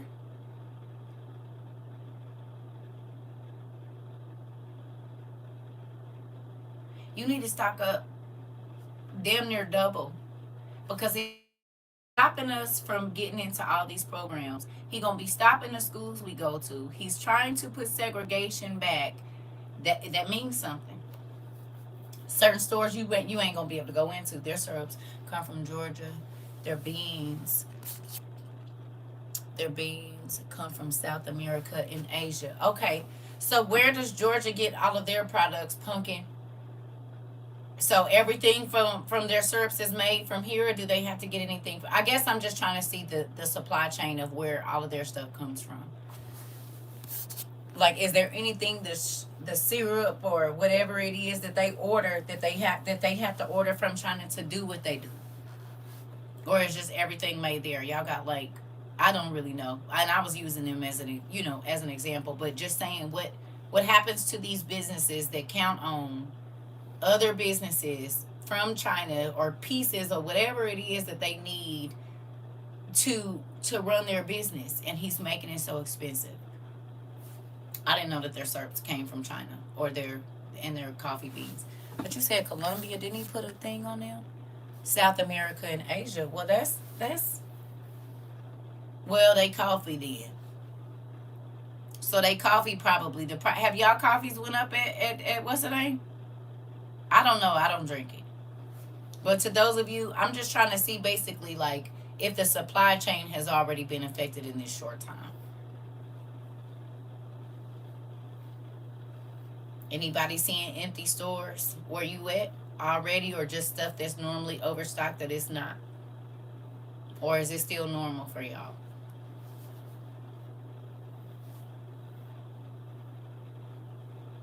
You are? You seeing which one? They're stocked or they're not stocked? getting empty. Okay, you and Callie. Anybody else?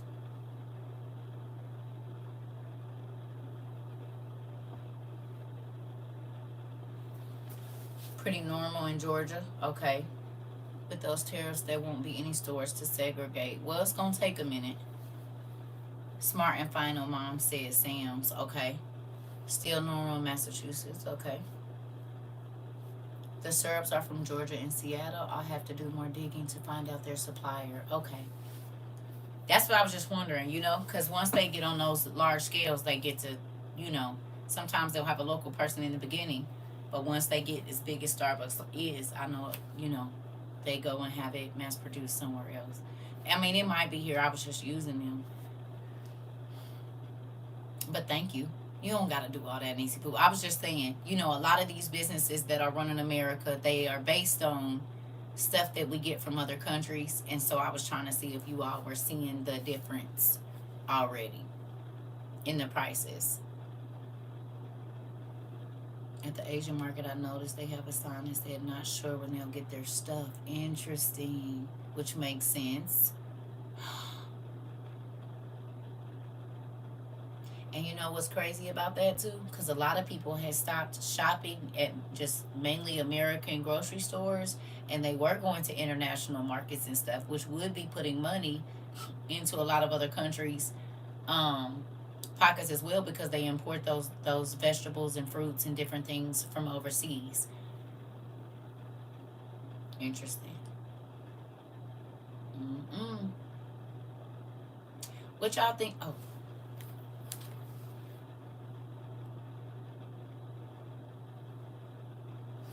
I gotta go through here and find, because I did.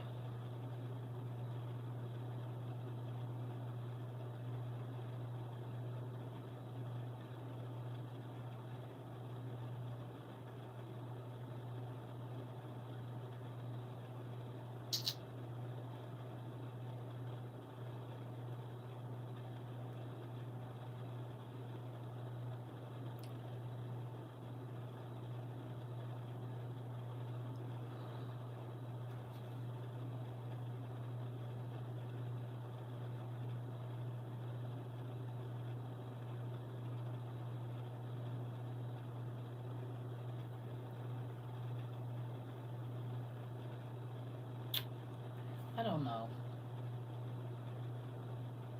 It was something with a man talking about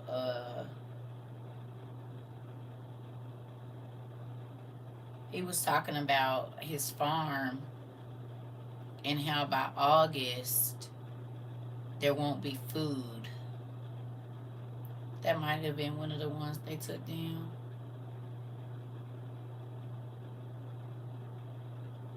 Dang it. One of them was of a farmer, and he was saying that if they can't get the seeds or something, that by August, our grocery stores would look like COVID.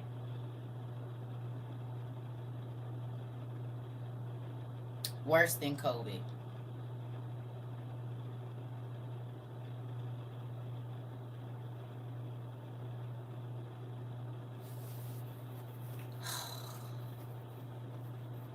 I'm gonna have to start putting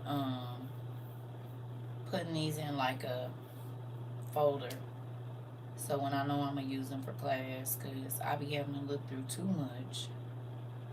But anyway, the farmer was saying because of everything that's going on with the amount of like the undocumented immigrants and the migrants leaving, he was like basically our shelves could be empty by the time August comes.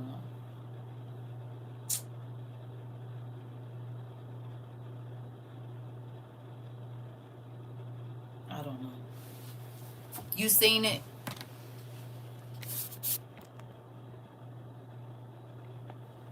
Interesting.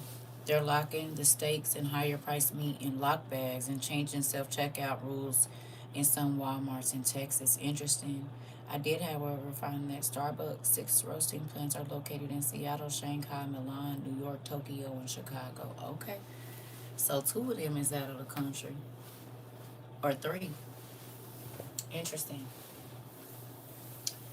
Well, I don't know, y'all.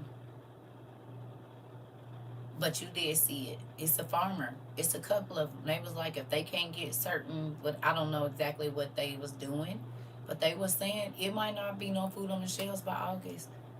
Girl, I know. It's all right. You seeking and find it, cause that's gonna affect the price. So they do have some places over there.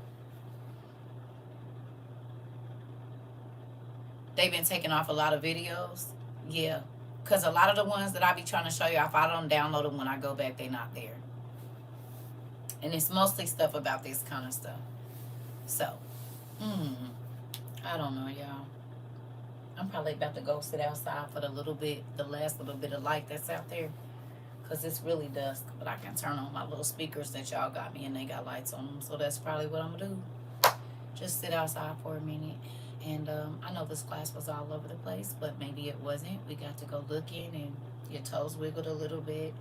We get to see things that God told us, prophecy coming to pass. So I don't be knowing what to say sometimes. Sometimes I just be like, it's crazy. And that's why I've been trying to just enjoy everything in the house while I can until I have to live outside. So there's that. But our world is changing fast. And I wonder, again, about all of these Christians that are not paying attention to what's going on. Next year could be a rude awakening for like the summer.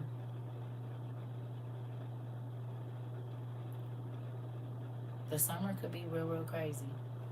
I was offered to take a free decoding class. I decided not to because I feel like it's a setup interesting. Sad but true it is. They talking about a lot of stuff that might be a fact by like August. And I was like, this is getting scary, but I mean, God told us, found one of their supplier factories is right here, right there in Shanghai. That's what I'm saying. I know they got, honey, if you do big business, 9 times out of 10, you're doing business with China. Japan, one of those Asian countries, Vietnam, somewhere. If you getting where you need a lot of labor for cheap so you can hike the prices up, you going to find where your cost of goods is low so you can make the maximum profits. And that's what they do.